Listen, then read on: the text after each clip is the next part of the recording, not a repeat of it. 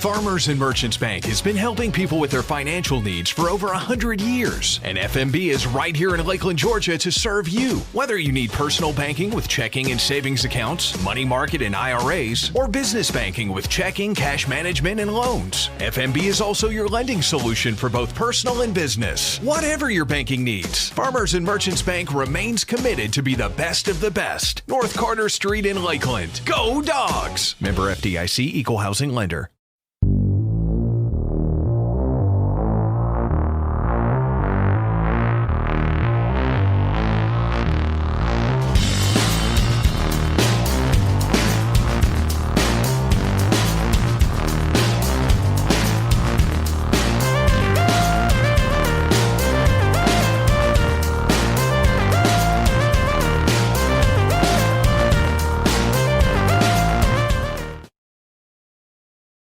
Lakeland Drug Company has been Lakeland's hometown pharmacy since 1950. They're more than just medicine, offering personalized service, a drive-up window, and a delivery service. Located at 42 West Main Street in Lakeland, Georgia. You can call 229-482-3677 or visit them online at lakelanddrug.com. Lakeland Drug Company, more than medicine, and a proud supporter of Lanier County Bulldogs.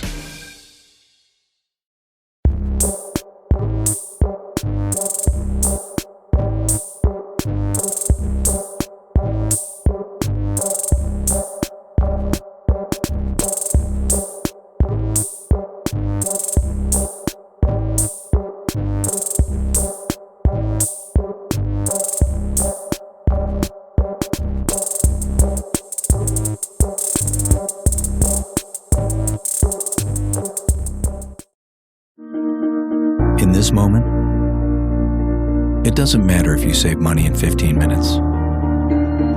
It doesn't matter if your neighbor has the same insurance that you do.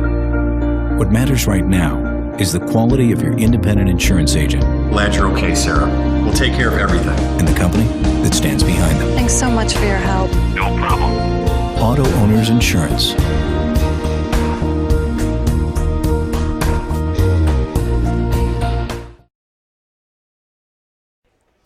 Good evening, ladies and gentlemen, and welcome to Rockmore Field here in Lanier County on Friday night here against the Atkinson Rebels. Of course, Lanier County's 3-3, and the Atkinson Rebels comes in at 5-3. Keith, how's the sideline look down there tonight? Man, looks good. We hadn't team course that came out yet, but field looks in great shape. That big L on the center of the field. Big L right nice. on. I know it does. I mean, that's just pops out there with that big black on there. Here comes the players are coming out there to the end zone, and it ought to be a good game tonight. Got about 3 or 4 minutes here before we get started.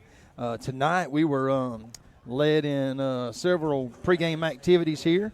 I guess it's Veterans Night. They did a tribute, of course, to our armed forces, and that always just gives me chills, man. And yeah, as a matter of fact, I turned around. There was some, youngins, right, little middle schoolers, whatever, just yip-yapping through the pledge, yip-yapping through the national anthem, things like that, and I finally walked up to them. There was about 5 of them. I said, guys, do y'all know how disrespectful that is? And just had a little chit-chat with them. But, man, I tell you, our country's going through a crazy time right now, and how good does it feel to be able to come out on a Friday night and the freedoms that we enjoy regardless of who the president is? God's still in control, and, at the end of the day, we can just love on each other right here, and black and white, and Rebels against Dawgs, and at the end of the game, shake hands and just keep going.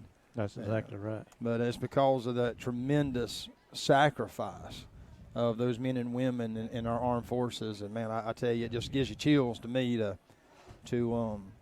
have nights like this when they salute to all the armed forces, and the players line up on both sides, and that's really cool. And of course tonight, man, I tell you, after the game, if you're listening to us after the game, make sure you step out on your porch or get in your car and drive over here and sit in the parking lot. There's going to be a big fireworks show at the conclusion of this game, as we will be celebrating. It's one of the celebrations for the centennial, the 100-year anniversary of Lakeland. And I tell you, I have heard they are going to put on a show tonight, Keith. They gave us a little taste of it right there in pregame. I think it kind of startled some people. They wasn't expecting that during the national anthem. I was down near the concession stand, and it startled me. And I said, "Those poor folks from Atkinson County, that come off right behind them." It came right behind them. It had to, man. They about jumped out of their skin. It did. It kind of startled me, but they kind of give us a taste of it. But I think they said it's going to go on for about 30 minutes, over 300 feet high. So it ought to be a tremendous display of fireworks. Kelvin Gaines is out on the field as the captain tonight, representing the seniors.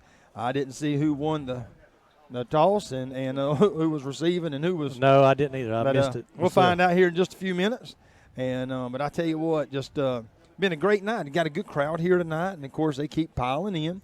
Lanier County's got a good stand full here today. Everybody's kind of trying to social distance to the best of their abilities and wear masks. And Atkinson County's traveled pretty good tonight, so hopefully we'll be in for a great game tonight. I believe we're in for a good close ball game. Hopefully we'll come out on top. Tell you, we've had a couple bad weeks. We're 3-3, won the first three, lost the last three. Of course, we faced Brooks and Irwin, and then turned around with Turner last week, and we just didn't have a good game last week. Really didn't have a offensive or a defensive player that you really want to write home about. Rashad Brockington comes out, stands there in the middle of the field. There's some more fireworks as we start the game, and Rashad's waving the flag as a senior. And I tell you, just getting a little taste of the fireworks display tonight. Those came a little bit different angle than what the first ones did. Yeah, them other ones was right behind the Atco's visiting stands over there. I mean, literally right up their back. Those are over to the end zone towards Banks Lake, and nice little display. Get everybody's spirits up, get everybody fired up. And, there's just something to it. I know we've played over in Clinch County, and Clinch always does seem like a pretty good little pregame, and I know I haven't been here as many years as you, but I've never seen fireworks at the beginning of a game. Well, I'm going to tell you this. I'm a state fire marshal, and you have to have a permit to do this. And the city of Lakeland got that permit, and they got this company that's licensed. That's a licensed pyrotechnics company to come do this. Now, what they do in these other towns is probably illegal. Now, I will tell you this. I'll try to mention it throughout the game. But the Patton Seed, if I understand correctly, is sponsoring the show tonight. Is that right? Yep, Patton Seed. So we appreciate Ben Copeland and all of them. There's the kick, little pooch kick, just kind of dribbled up there on the 45-yard line. He's dancing around a little bit. Roy Johnson's going to drag Roy him down Johnson from and Cortez Robinson was able to bring him down, and I don't know if that was an intended pooch kick or just kind of missed the ball, but it's going to set him up on the 46-ish, 45, 46-yard line on the Atco side. I don't know a lot about these guys. Keith and I were talking before the game, and I don't know a lot about them, but they do have some big players. I don't know if those are starters or not, but they got some guys that definitely pushing 300 pounds. They got a lot bigger line than we got. Hopefully they're not as quick as what we've been seeing. You got in the I formation. Hands off to the left side. Got him in the backfield. They got him in the backfield, and trying to see. The ball was out. The ball was out. Ball's on the ground. Kelvin landed on it. They're fighting for it. I hadn't seen anybody. Should be for about a yard loss, and it is. I think it was almost like I wasn't sure who got in there first, if that was D. Henry or. It looks like the zebra couldn't find his bean bag, but I think it was. Kelvin cleaned it up. But Kelvin cleaned it up. And somebody got in there first, but Kelvin cleaned it up. Somebody got in there and had a hold to him, and Kelvin come and helped him out. Trying to figure out who was the first man in there. So they're going to set up two to the far side and one to the near. Running backs and the quarterback's under the shotgun. He's a step back. Gonna hit a man out there in the flats. Got a lot of running room. We missed a tackle. Keontae Hodges went real low on him and kind of tripped him up, but he even picked up about 5 yards after the trip. That's going to give him a third and about, 2. Ball looks to be on the 47-yard line. 47-ish, near side. Atco is on the field headed towards Banks Lake. Call it the 48. You got again, what you got? One to the near side and one to the far side, two to the near side. It's a handoff right up the middle. The guy's got a huge gap. He was tackled by Keontae Hodges, looks like on the outside out there. But, man, I tell you, he shot through the middle there. He had a huge hole to run through. They're going to be on about the 39-yard line of Lanier County. It's a big run there by Atkinson. About a 9-yard run. I cut out a little bit there. I don't know why. You're good. You had to crack a little bit, but not too bad. Is that Bobby Laracy down there on the sideline? Can't tell who that was. Looked like him. I think a block in the back there with no call, and it gave the man about 8 yards. Oh, man. Maybe, Poor maybe a tackle. touchdown if we Two poor tackles. we don't get him on the ground. 3 poor tackles. He's pushing people off, and that is going to cost him, I think. Yeah, it did. That cost him about 10 yards from the first missed block. I tell you, that was some poor tackling right there. That is Andreas Anderson finally came in. Bobby Willis is That, on our what I sideline. saying? That is Bobby Willis, ain't it? Bobby Willis Yeah. looks like one of his grandsons. Of course, Bobby Willis, a long-time referee, but also director of FCA, and I've worked with Bobby for many, many years now, and I know he loves these kids, and he'd love to be on that field right now, I'm sure, throwing flags. Oh, yeah. I wonder how many miles he's run up and down fields and up and down courts. And he's done it a lot. Yeah, he's a great guy. You got your running backs now. Sit it to the right and the left hip of the quarterback. There's the snap. He steps back. They're going to block. He's got a man open. Wow. Overthrew him. Overthrew him. Nice pass there by the quarterback, right up the middle, a little post pattern there. And he actually had Kish by about a step. There again, Kish normally a defensive back. Yeah, exactly. Kish still learning that position. Of course, he's more of a wide receiver, but having to step in. And I haven't looked at the defense to see if Kamarion, I think he is out there. Yeah, he is. I don't know who's. Roy Johnson's coming in. I don't know who might be. D. Henry's coming out. You got Anderson on the other side. I tell you, this number 2 over here on this side, man, he's quarterback's going to try to keep it. And we're going to drop him back there. Yeah. Good play there by number 14. That's going to be Cedric Davis going to drop him for a. I tell you, Davis was on a couple of those plays already tonight. Dropped him all the way back at the 41-yard line for a 4-yard loss. So that's going to bring up a 4th down and 12. You think they're going to go for it? They're going to punt. Kish is being told to come back. I tell you, their quarterback looks good. I mean, from the physical standpoint, I mean, he's got a good build to him. I don't know a lot about him. I don't even know what grade he's in, and but he's just got a good build to him. I watched some film on them, and they got some athletes. And that number 2. I think number 2 is who they're trying. I tell you what, that 2, man. I mean, you can just watch him run down the field, and he's just a stud, man. You can tell he's a playmaker. I don't know if that's Trevante or not. Trevante is their guy. I'm going to try to get a number roster from them in a little bit. 8 minutes and 16 seconds left. We still got no score in the game, and that's the first time out. 8-18. There's our scoreboard problem again. But 8-18 here in the first quarter, and no score. Brooks, listen to me. Atkinson just took their first time out. Good defensive stand there by Lanier. Be a big stop right here to start the game off.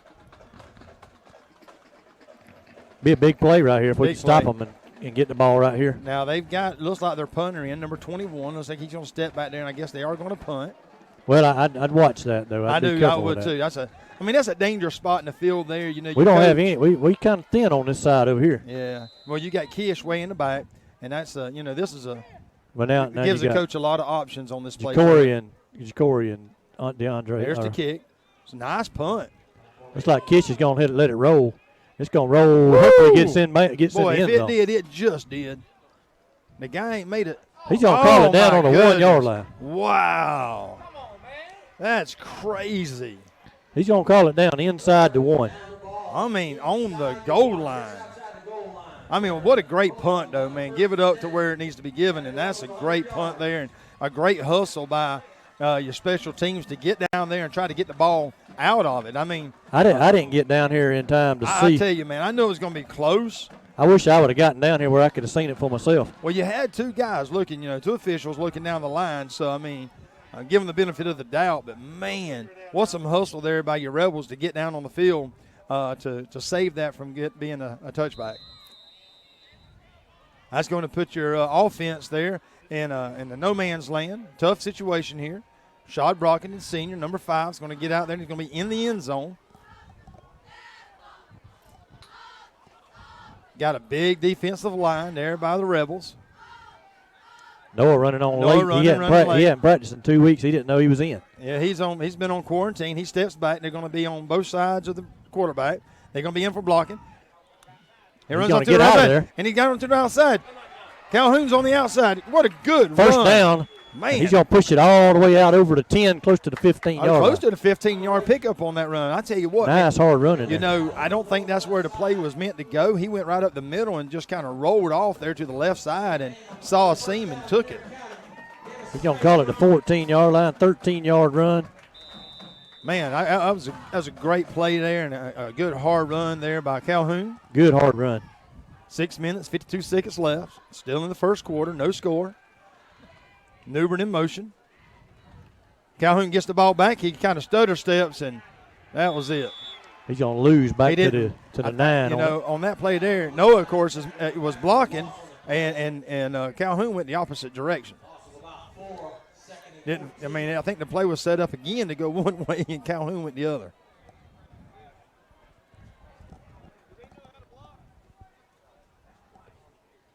I just heard somebody say, I don't know how to block. Well, you got to follow your blockers, too.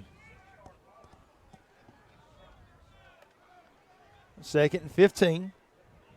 Got a man. Wade's going towards the line. Wade was going. Yeah, that's going to be a false start. I don't know how long Wade's been playing offense, but I can't move unless you're in the arena league. You ain't moving forward. You can't move. Well, you know, it looks like Josh Sermon's going to be back on the field. And that's the first time I've seen Wade out there. And, of course, did not know it, but Rashad was putting him in motion. And then, of course, he was going back towards the line of scrimmage, which is a false start. Got to go straight down that line. So Josh and Noah are back. They've been quarantined for 2 weeks. Going to have Josh out to the far side, all the way out to the left hash. All sides. I tell you what, they came in with a linebacker blitz there on the left side and drew him off sides, number 4. That'd give us 5 yards. Get us a little bit closer back to the original line of scrimmage. That'd be about a 2nd and 13. 2nd down. And a long 12. Calhoun directly behind Rashad. There's a snap. Hands off. And he dropped the ball. Luckily, Rashad picked it back up, man. And I was kind of like an RPO type thing, and I don't know if Rashad kept it a little bit or what, but, man, it was just like right there, and I don't know if he just didn't have it. 3rd down, about 16, it looks like. Ball back on the 7-yard line.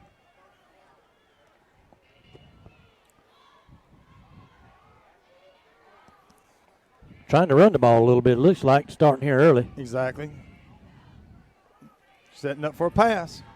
He's got a man open. Got Josh out there. Ooh! He's hitting. Oh, what a catch! What a catch! What a catch! It was tipped 3 times, and Xavier Ryan caught it. Man, I tell you what. Wait a minute, they're saying it's a no catch? Can't be incomplete. He caught the ball.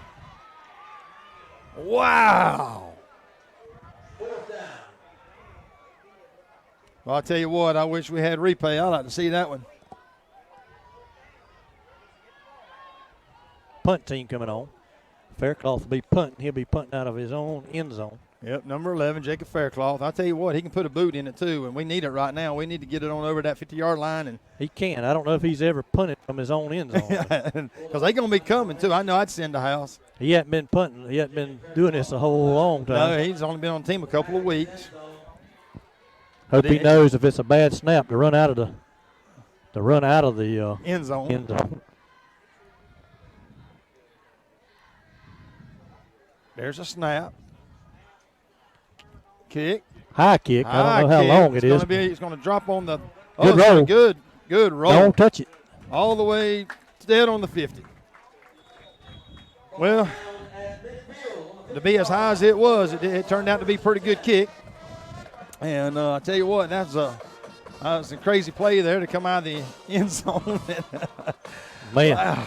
Got a 14-yard run and then got it backed up and had a couple penalties. And a lot of could went wrong on that.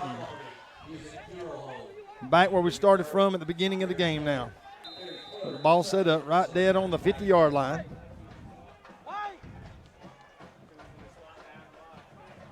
You got one down the near side, two to the near side, one to the far side.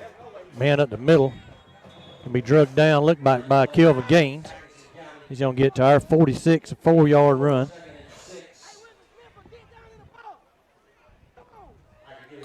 you to our chain gang, Clint Browning, Bobby Davis, and Jason Weebrand.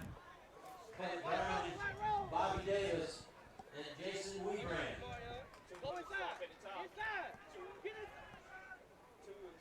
There's a snap again, right in the middle. Man, number 32, Roy Johnson just wrapped him. Stop. You know, the one thing I think more than any of the other players out there on defense is Roy's tackling ability. He's not the biggest kid or anything like that. He's got great technique. You watch him week after week after week, just making great tackles. And, again, just a great wrap-up. And you see a lot of those kids come flying in there with their shoulder pads and hit and not tackle. Most of the time, not all the time, but most of the time, Roy's going to have a good technique tackle. Set up under center. Hands it. Nope, it's the fake. And you have, oh, man, dude. Don't have pass interference over there. Is it going to be offense or defense?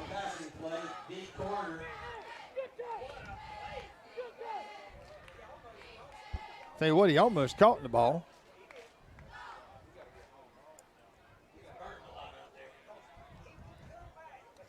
Pass interference on the defense. It's going to be a, 15-yard penalty, first down.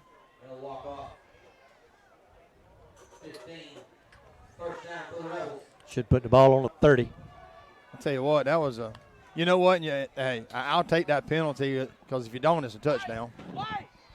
Where they going? 15 yards is the 30. 15 yards is the 30.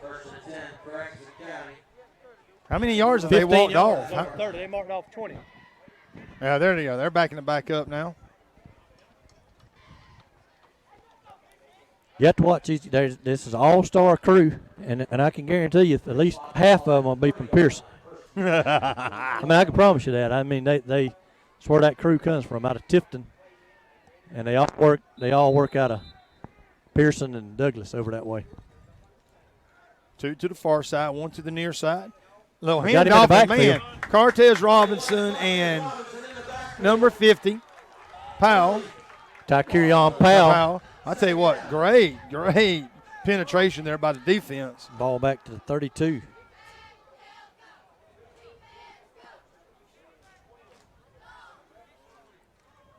Three minutes and 20 seconds left here in the first quarter. I'm sorry for those who are listening that I know that Jeremy keeps up with it, but I try to say it from time to time. There's a snap. It's going to hand off, going over to the right side, right side. He got back almost just a little across the 30, so it'd be third down and a long 9. I think D. Henry had him held up. Kelvin was able to come up and clean him up. It's 3rd and 10, back to the original line of scrimmage. And so let's see. They're in the huddle. They'll be in 4 down territory. Yeah, absolutely, almost the same spot they were a while ago. And so you just don't want to give them a 4th and short here. there's a snap. He steps back. He's got a lot of time.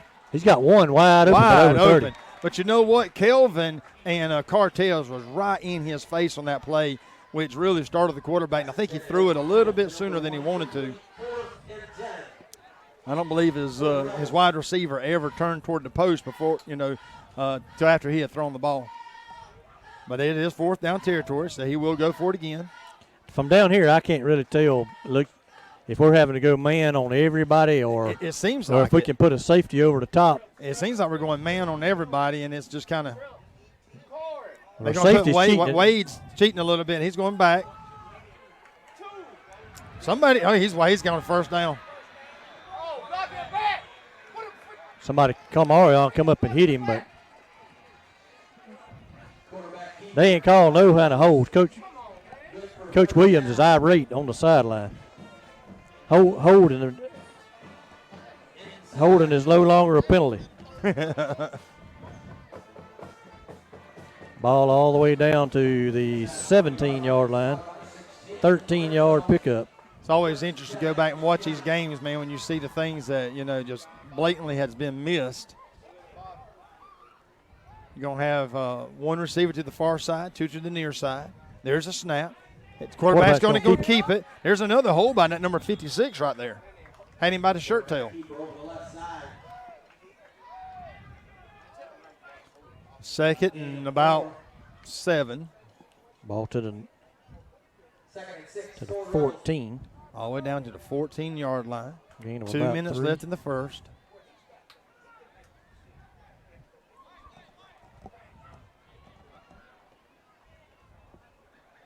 Down here now where a turnover would be real good.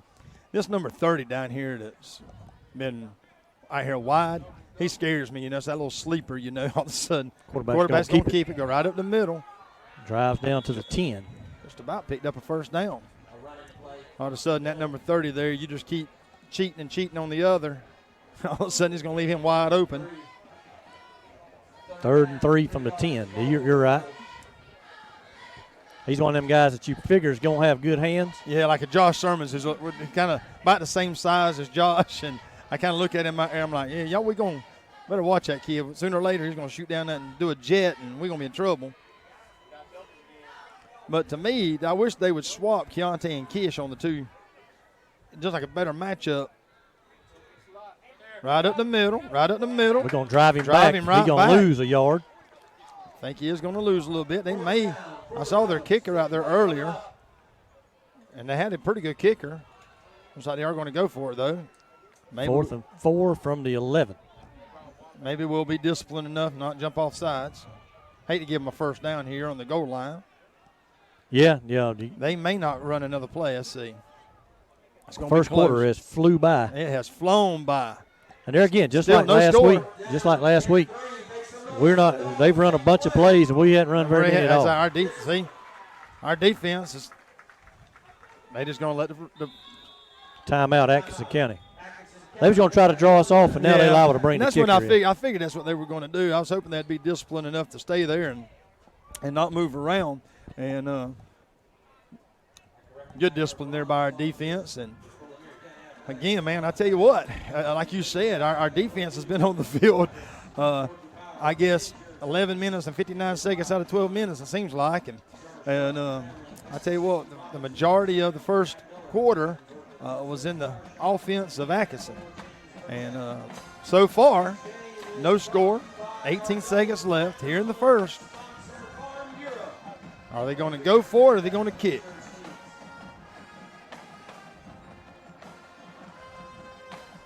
Got a good crowd here tonight. Here to celebrate the centennial. Again, if you're listening to us, make your way out to the parking lot or to the field here. Going to be a big firework display at the end of the game tonight, about 30 minutes long. Going to be it's sponsored by Pat and Seed. And make sure that you're here and celebrate the centennial. I think they're going to sing happy birthday to Lakeland, and everybody gets a piece of birthday cake. And offense back on the field. Jump pass, and he missed it. Quick jump pass, and it was incomplete. Dude, what a play, though. What a play. I'm going to give it up to the coach, man. That was a great call. Great play call. Just did not execute it in his best, but, I mean, that was a great play call right there by their coach. That right there is a walk-in touchdown if that ball's just a little bit more in front of him than behind him. The quarterback just got a little bit lazy with it and got it more behind than in front. But I know everybody's getting a piece of birthday cake tonight. Everybody's getting one of those glow stick necklaces and fireworks and singing happy birthday and being a part of a great party. Another timeout? Must have been. No, they already used their the second timeout as the official timeout. So White Hat's talking over to our coach. Coach Williams is trying to get some clarification on something. Probably on that goal line ball a while ago. Somehow they're going to put the ball on the 10. Where was? How was that?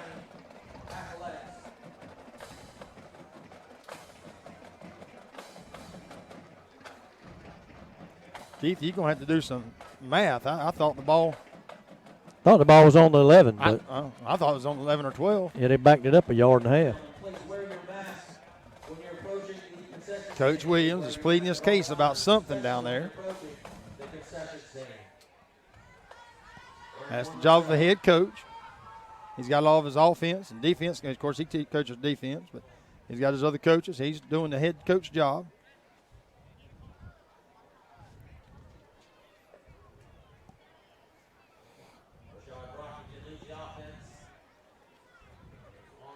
So we're going to have two to our near side. Looks like we got Josh and Kish. And then you got, I don't know who that is to the far side. It ain't Xavier. I'm not sure who that is. There's a snap. Oh, and the ball on the ground again. It's almost like that RPO again. I want to think that Kelvin got in there and got it. But Rashad tried to give it to Calhoun, and Calhoun didn't take it. But that's it's almost like an RPO where you got that run past option.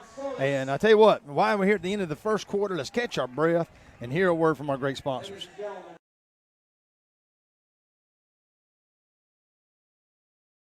Farmers and Merchants Bank has been helping people with their financial needs for over 100 years. And FMB is right here in Lakeland, Georgia to serve you. Whether you need personal banking with checking and savings accounts, money market and IRAs, or business banking with checking, cash management, and loans, FMB is also your lending solution for both personal and business. Whatever your banking needs, Farmers and Merchants Bank remains committed to be the best of the best. North Carter Street in Lakeland. Go Dawgs! Member FDIC, Equal Housing Lender.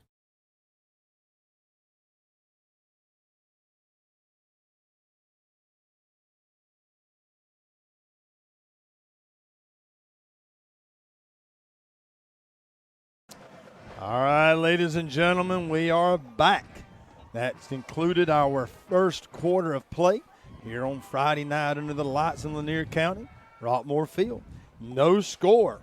Atkinson Rebels against the Lanier County Bulldogs. Nothing going on. The Atkinson offense controlled most of the first quarter. Our offense is on the field now. We're going to be set up on the far end. We'll call that the east end zone. Marching toward Banks Lake. And we're going to be, the ball's going to start on what, the 10? Going to be on the 9. On the 9. We lost a yard on that fumble. Play. That's going to set us up 2nd and 11. We got trips out here on this side. Trips on this side, one to the far side, way out to the left. We're getting good snaps tonight and fumbling the ball. Fumbling on the handoff. Got good snaps and Shot faked it, kept it, and then got eat up. Nobody blocked. Nobody blocked on that side. All the way back end. Defensive end just came in and cleaned Rashad. And I believe that's what happened on the last play. I think it was like that the option there where Rashad kept it and tucked it in and didn't pull it out hard enough or something. 3rd down and 17 from the 3. 3rd and a mile to go. Don't have an empty backfield. Calhoun's going to come out here. You got Isaiah Alexander in.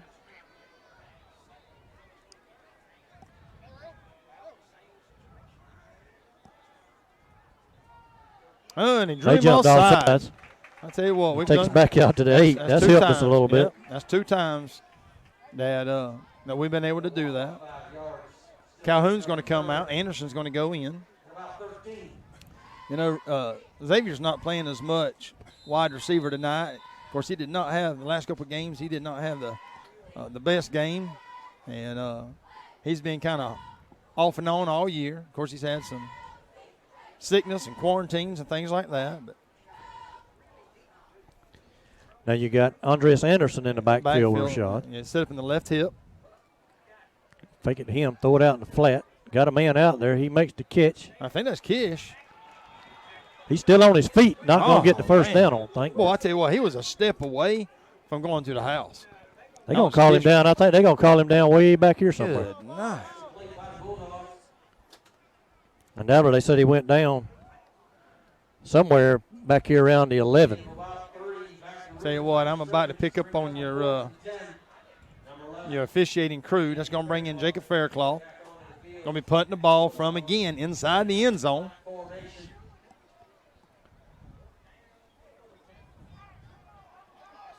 From the end zone at the last one, he made it to about the 50-yard line. It was a high kick. Like to see a little bit of length on it, some depth.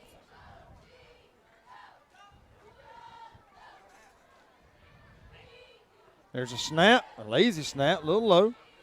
Good kick. Good kick, driving the receiver back. Oh, man, Anderson was right there. Oh, somebody's got to catch him. Somebody's got to catch him. Might have outkicked the coverage, though. Yeah, I think that's what happened. Oh, he just jumped over 2 or 3 people. Touchdown, Atkinson. I tell you what a run there. I mean, dude, Andres Anderson was standing beside him when he caught the ball, but he had just outrun he just couldn't break down in time to make the play. And they got a flag for excessive celebration just now. We hope, Jeremy. Hope you're right. No, he just did it. And I see the flag over there. I see the flag. I just hope you're right on what the call is. Because that'll back them out. We can either take it on the kick. It's going to be on them. You're right. So he's going to take it on the kick. Yeah, he just pointed back, so it'll be on the kick. And that'll give us 15 yards from the get-go.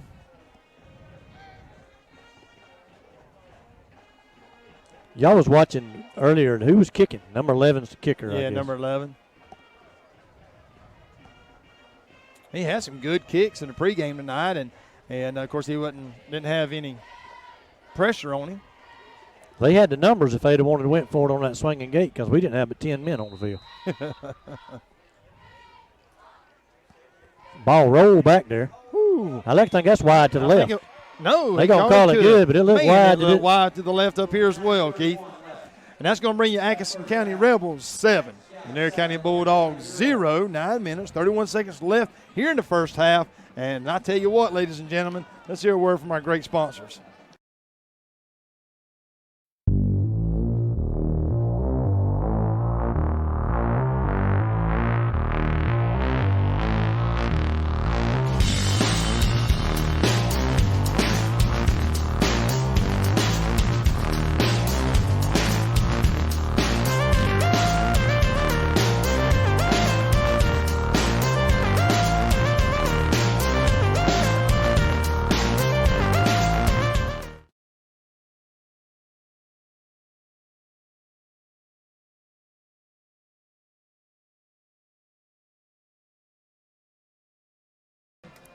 All right, ladies and gentlemen, we're back.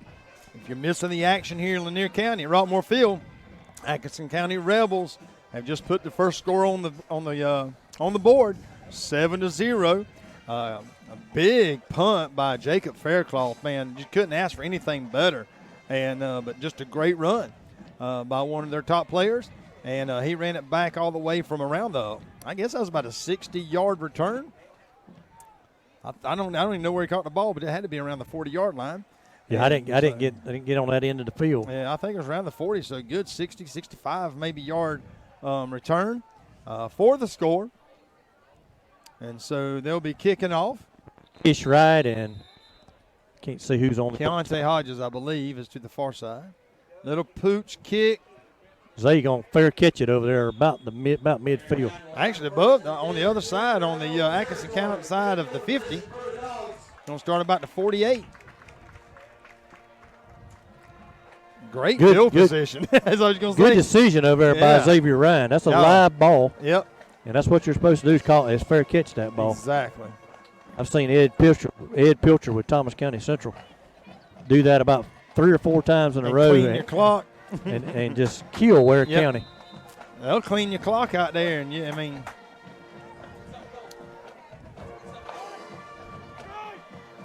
trying to see where the ball's spotted at. On the 48.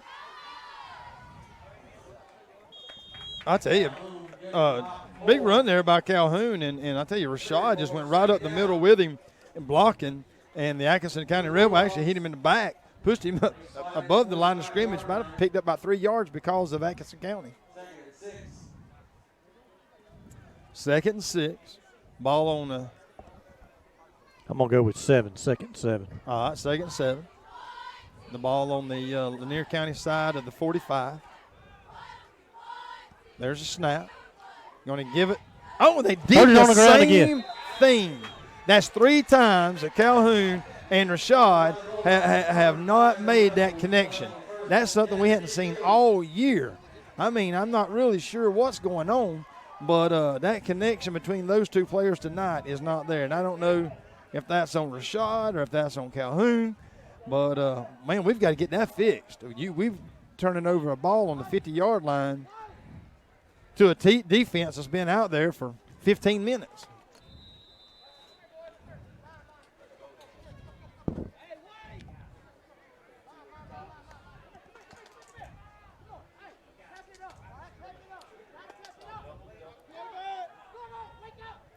There's a snap.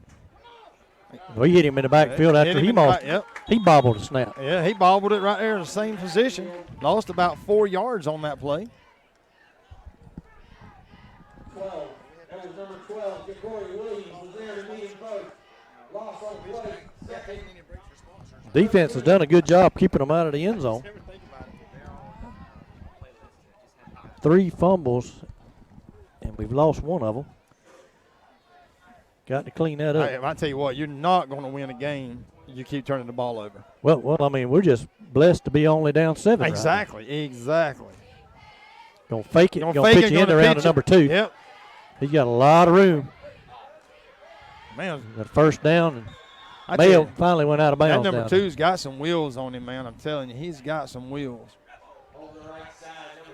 What you on that situation there? The defensive back that's guarding him can't follow him. He has to let him go, and the guy on the other side has to pick him up when he gets over there. Pick him up. Yep. All the way down to our 35-yard line. That's going to be a 19-yard run. But if your end's crashing in, and I've seen them over there crashing all night long, there's nobody out there that's going to stop him. Another handoff right up the gut. Roy Johnson and maybe Cortez. Cedric, not Cortez. Yeah. Cedric Davis and Roy Johnson. It's going to pick up linebackers about in there. 3. 7 minutes, 44 seconds left here in the first half.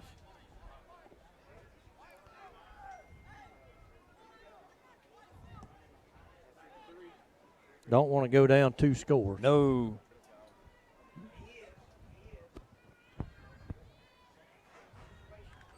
This game is imperative that we win. We got to win. We got to keep winning now. We lost to Turner last week, so we don't have any cushion. Quarterback's going to roll out this way. Rolling out. Got a good block. Throwing it down there.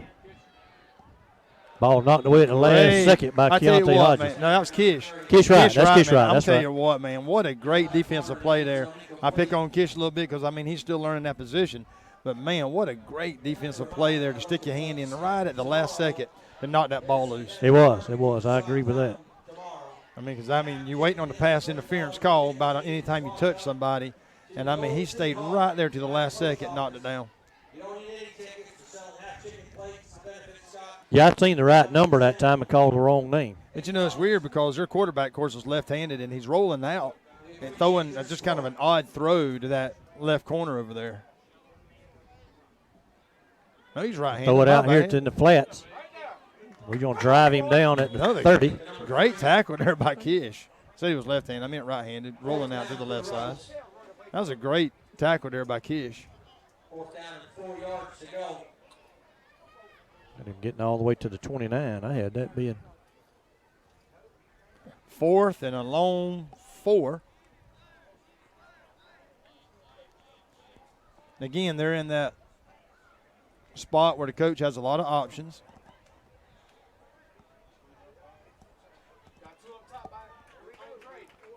They got trips on the near side, one to the far side over there. Snaps low. Oh, almost picked off by Anderson. I tell you what, another great defensive play. Another 4th down stand for this defense. Man, great play there by the defense to be back on their heels and threw a shot in there. Anderson was able to, again, get that hand up just in time. 6 minutes and 20 seconds left here in the first half. Offense back on the field. On the 29-yard line. I tell you, we got to get this handoff. We've got the snap worked out. A couple weeks ago, we couldn't get a snap off, and now we've got the handoff. 3 fumbles between number 5 and number 8 tonight. Fake the handoff. Rashad's looking to throw.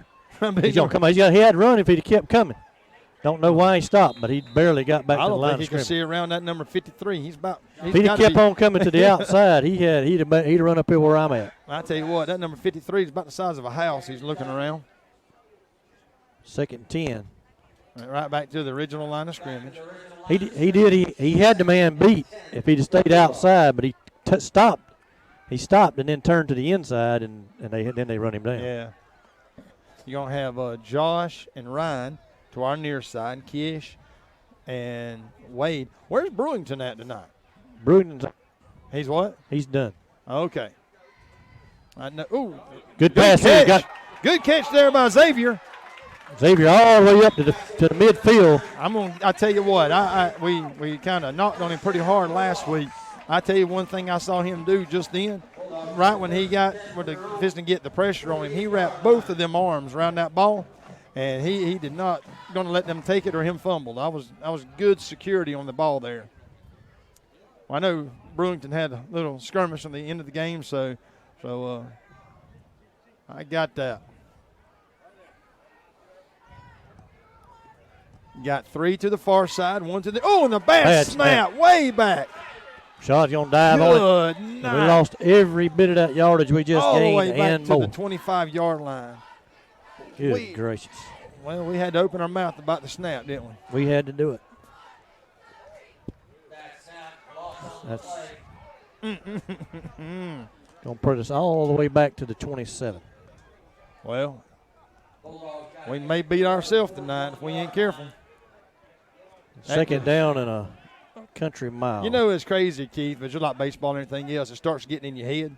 We can't get the snap off. We can't, and it's almost like one breeds another, and you got to shake it off and go to the next play. And sometimes, athletes have a hard time doing that. The good athletes can just let it go. There's a snap. Charlotte's back. He had Josh out there. Somebody reached out and grabbed him. He had Josh. I looked like he had him by the arm. I don't know if it was going to be a catchable ball. 3rd and a country mile. What are we, 3rd down and 32. 32. You throw it in the kicking ball.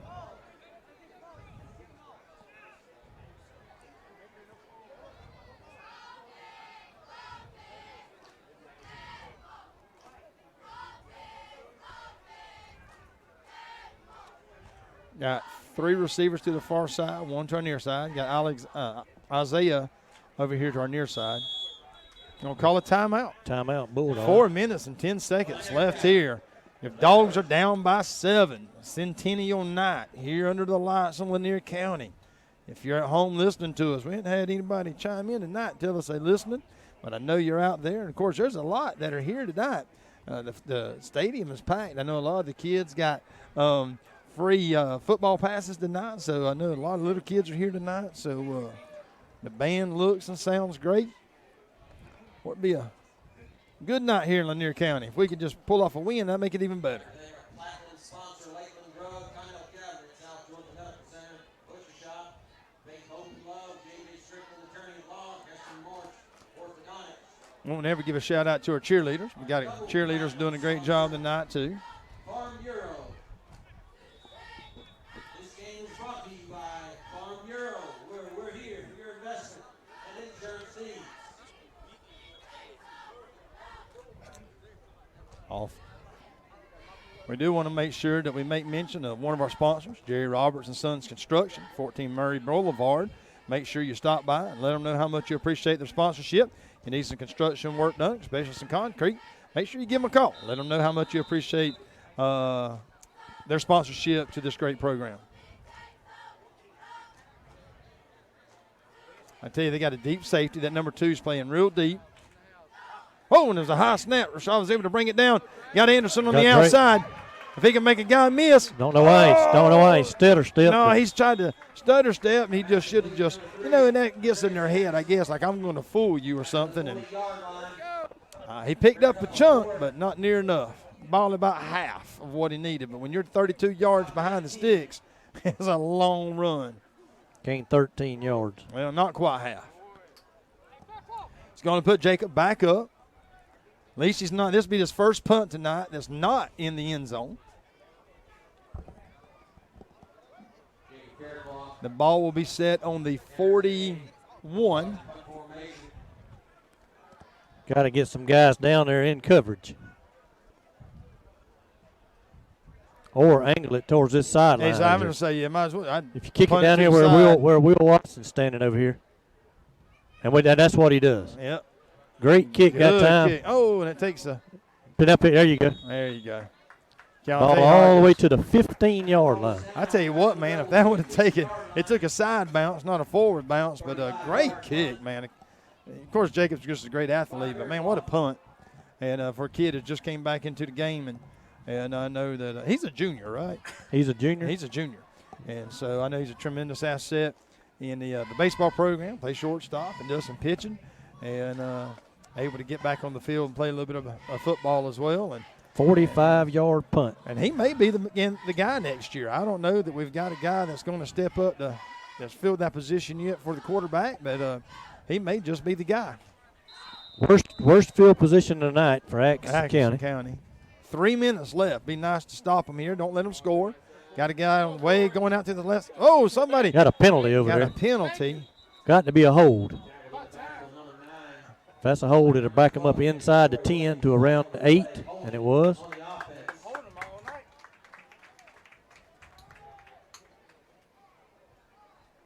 Yeah, Jacob played a lot of quarterback through the youth ball and through middle school ball. And right on. And it's thrown, and it's been, and was JV in the 9th grade.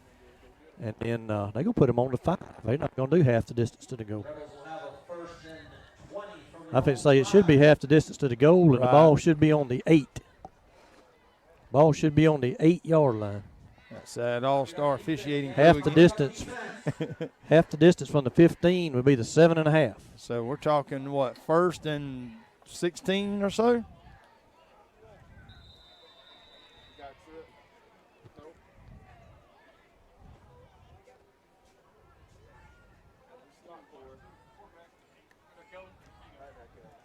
Nice stop there by the defense.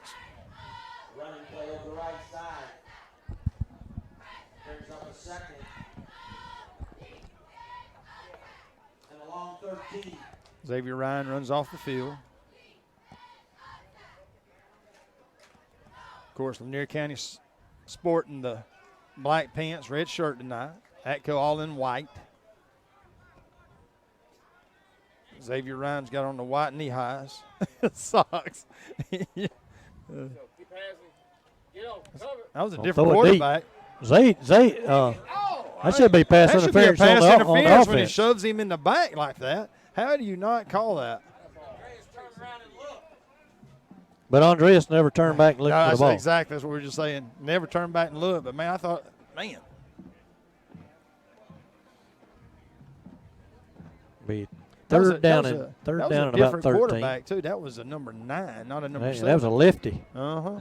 That's what messed me up a while ago. I think he's been in a time or two, and you don't pay no attention. Because I thought it was a left-handed quarterback a while ago. Timeout Atco, which is good. Yeah. Which is good for us. That's if we can get a stop right here, we could get good field position and have time to move down and maybe get in the field goal range. So they're going to be 3rd and about 13. 2 minutes left.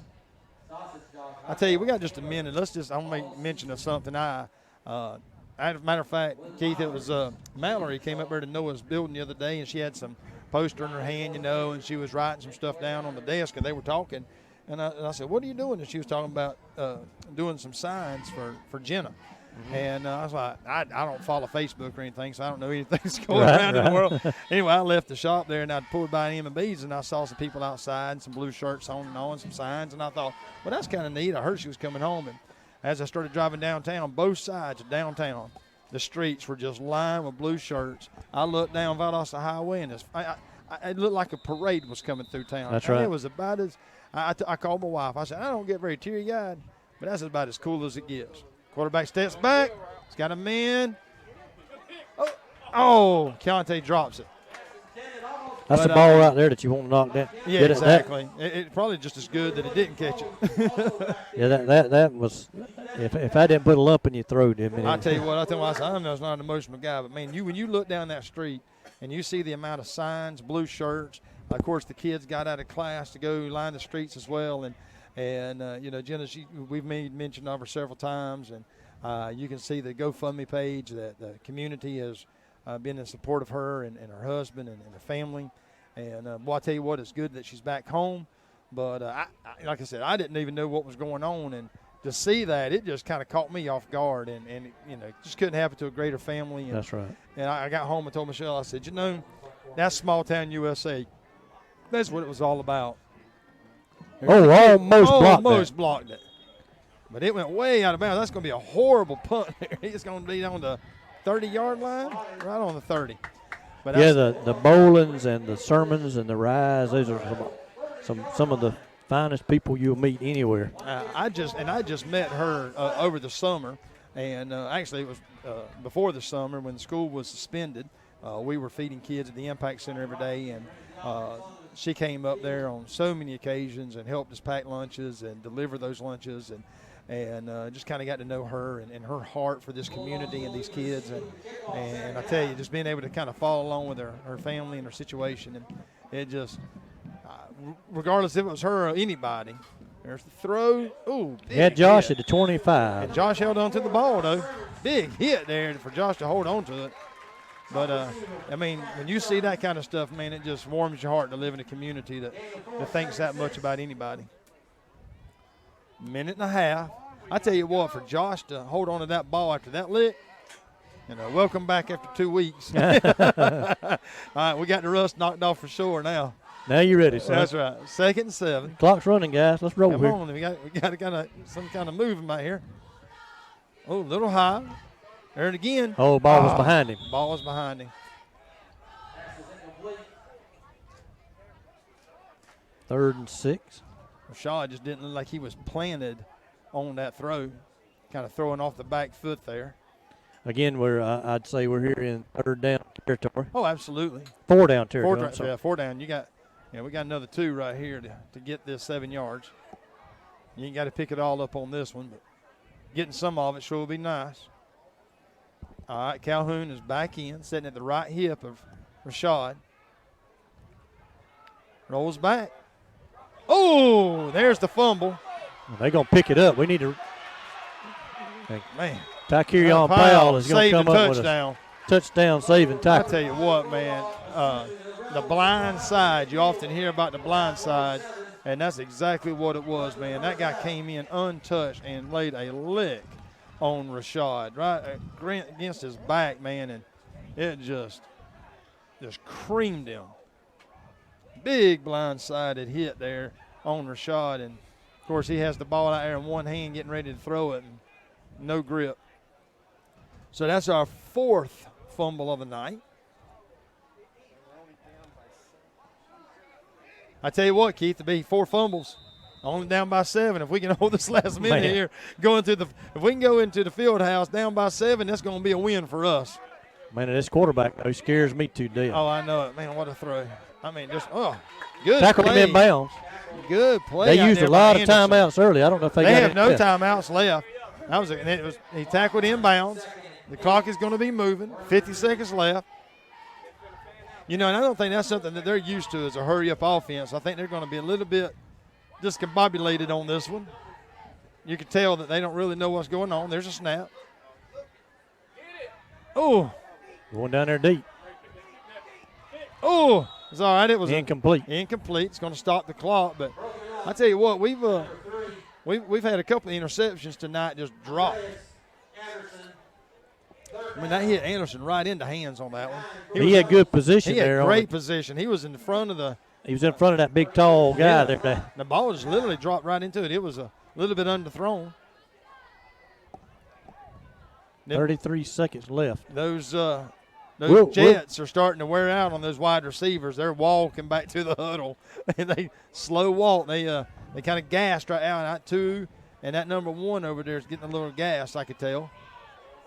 We'll get the ball after the half. We just need to keep them out of the end zone right That's here. right.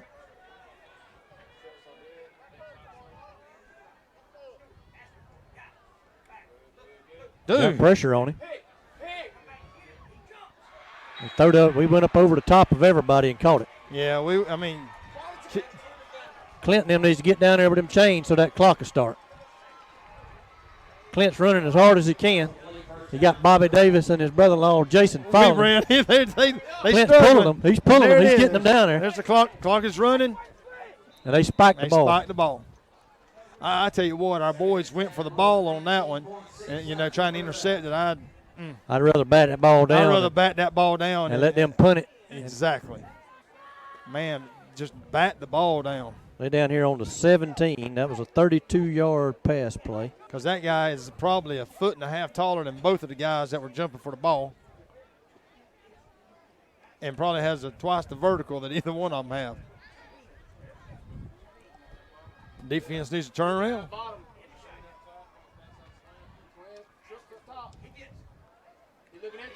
Gonna try to throw it down here in the corner. And we batted away. Batted away. Actually, I don't know that we batted away. I think Keontae Hodges got a hand on it. Got a hand on it, but yeah.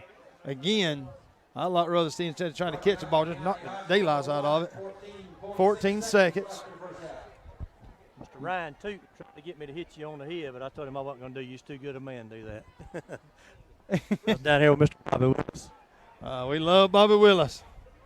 Tell Bobby to suit up and get out there. Tell these guys how to. He said, suit up and get out there and help these guys. He liked that. He liked that. I think he'd enjoy that. I think he would too.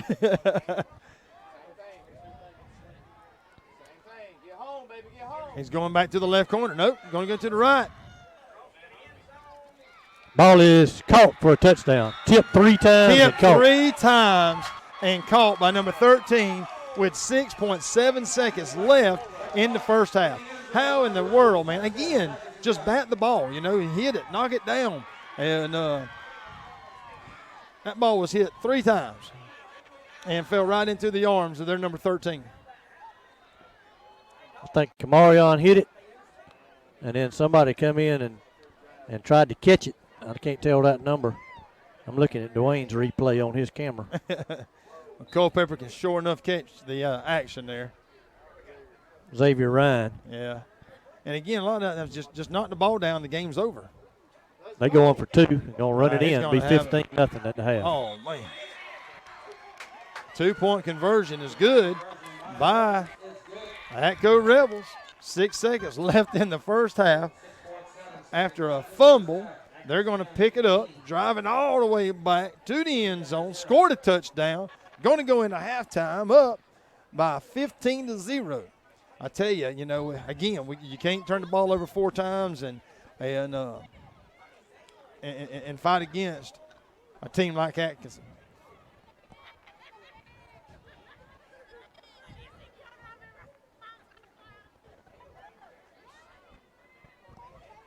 Now we receive after we kicked off, right? So we get the ball back at the beginning of the third. That's a good thing.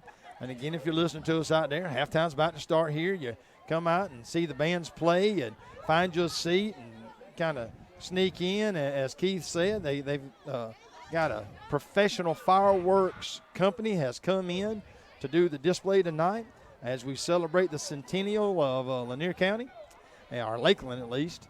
And so I know that's going to be a great show. I hear people fussing all the time. We don't ever do nothing. We don't ever have no fireworks. Well, come out and support it. Pop up again. Kick. Right. Zay caught it.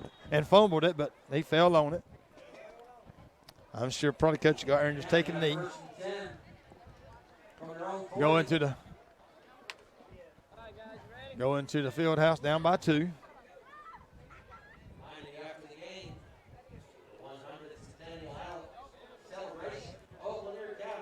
Plus, if you're out there and you've been missing a sausage dog, Keith helped cook some up at the very beginning.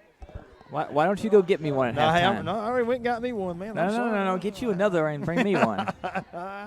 Well, I tell you what, because of COVID, we ain't been able to cook on the grill, and we got it fired up tonight, and them sausage dogs are good. No, it don't look like a. No, I don't guess we are going to take a knee. Looks like we're going to run a play. And there it was. Go. Kiss right. Kiss right, but a lot of running room. Ah, and we couldn't call a timeout. The clock stopped. Doggone. Couldn't call a timeout. That's the end of the first half, ladies and gentlemen. Great run there. And I've been needing that all night long.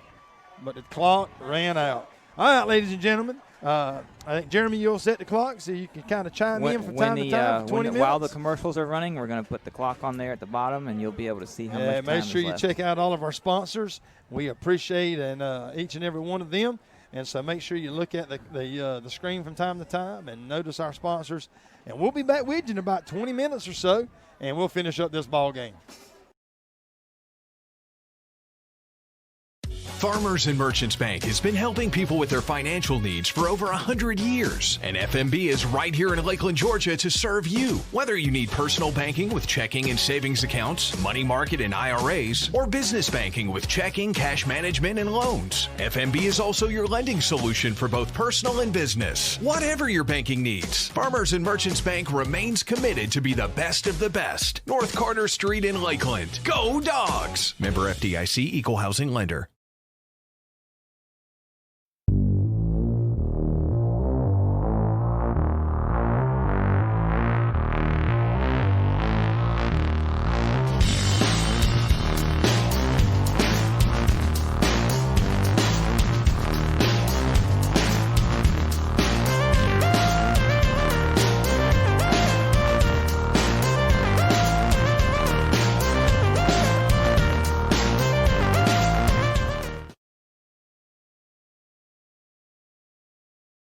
Lakeland Drug Company has been Lakeland's hometown pharmacy since 1950. They're more than just medicine, offering personalized service, a drive-up window, and a delivery service. Located at 42 West Main Street in Lakeland, Georgia. You can call 229-482-3677 or visit them online at lakelanddrug.com. Lakeland Drug Company, more than medicine, and a proud supporter of Lanier County Bulldogs.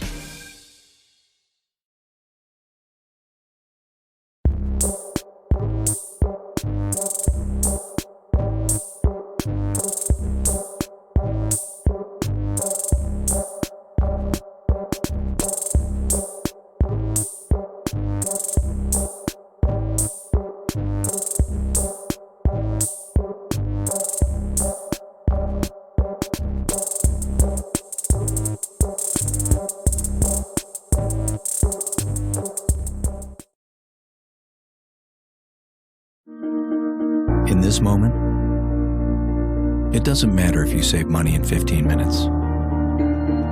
It doesn't matter if your neighbor has the same insurance that you do. What matters right now is the quality of your independent insurance agent. Glad you're okay, Sarah. We'll take care of everything. And the company that stands behind them. Thanks so much for your help. No problem. Auto Owners Insurance.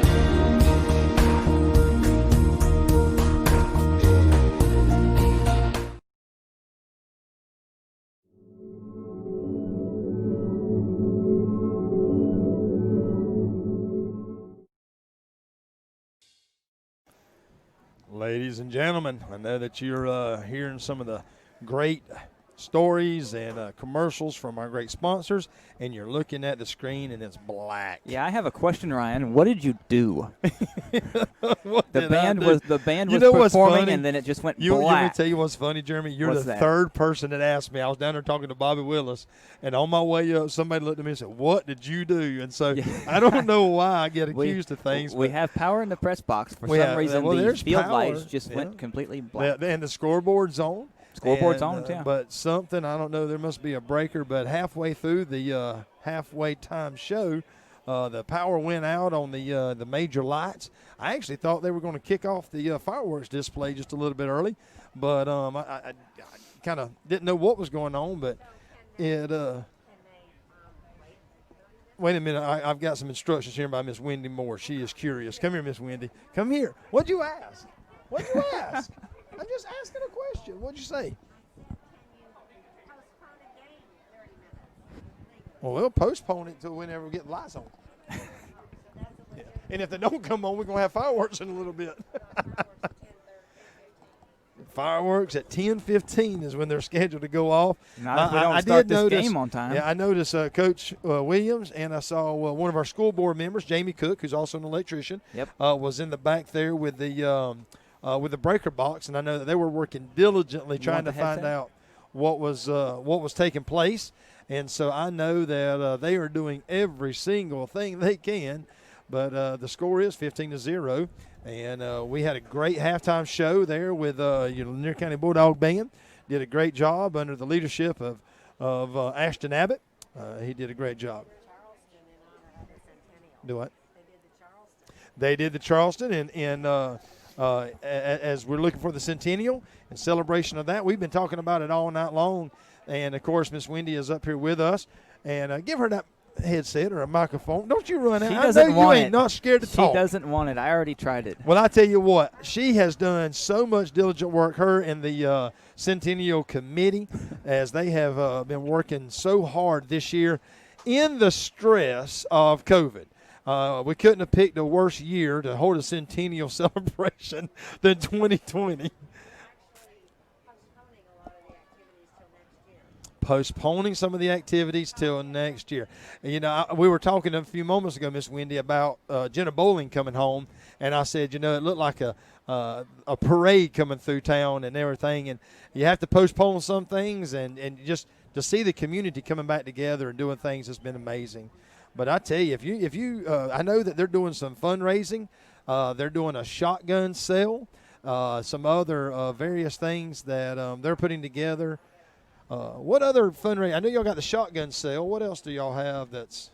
We have a silent auction. Silent auction. That's right. And that's all. And then eventually we're going to have a big weekend of dance, gospel sing, square dancing, whatever we can put together to celebrate. All right. For those listening, we're going to have at the conclusion, whenever it might be, it has been postponed a little bit, but there will be a huge weekend of celebration with gospel singing and dancing and square dancing and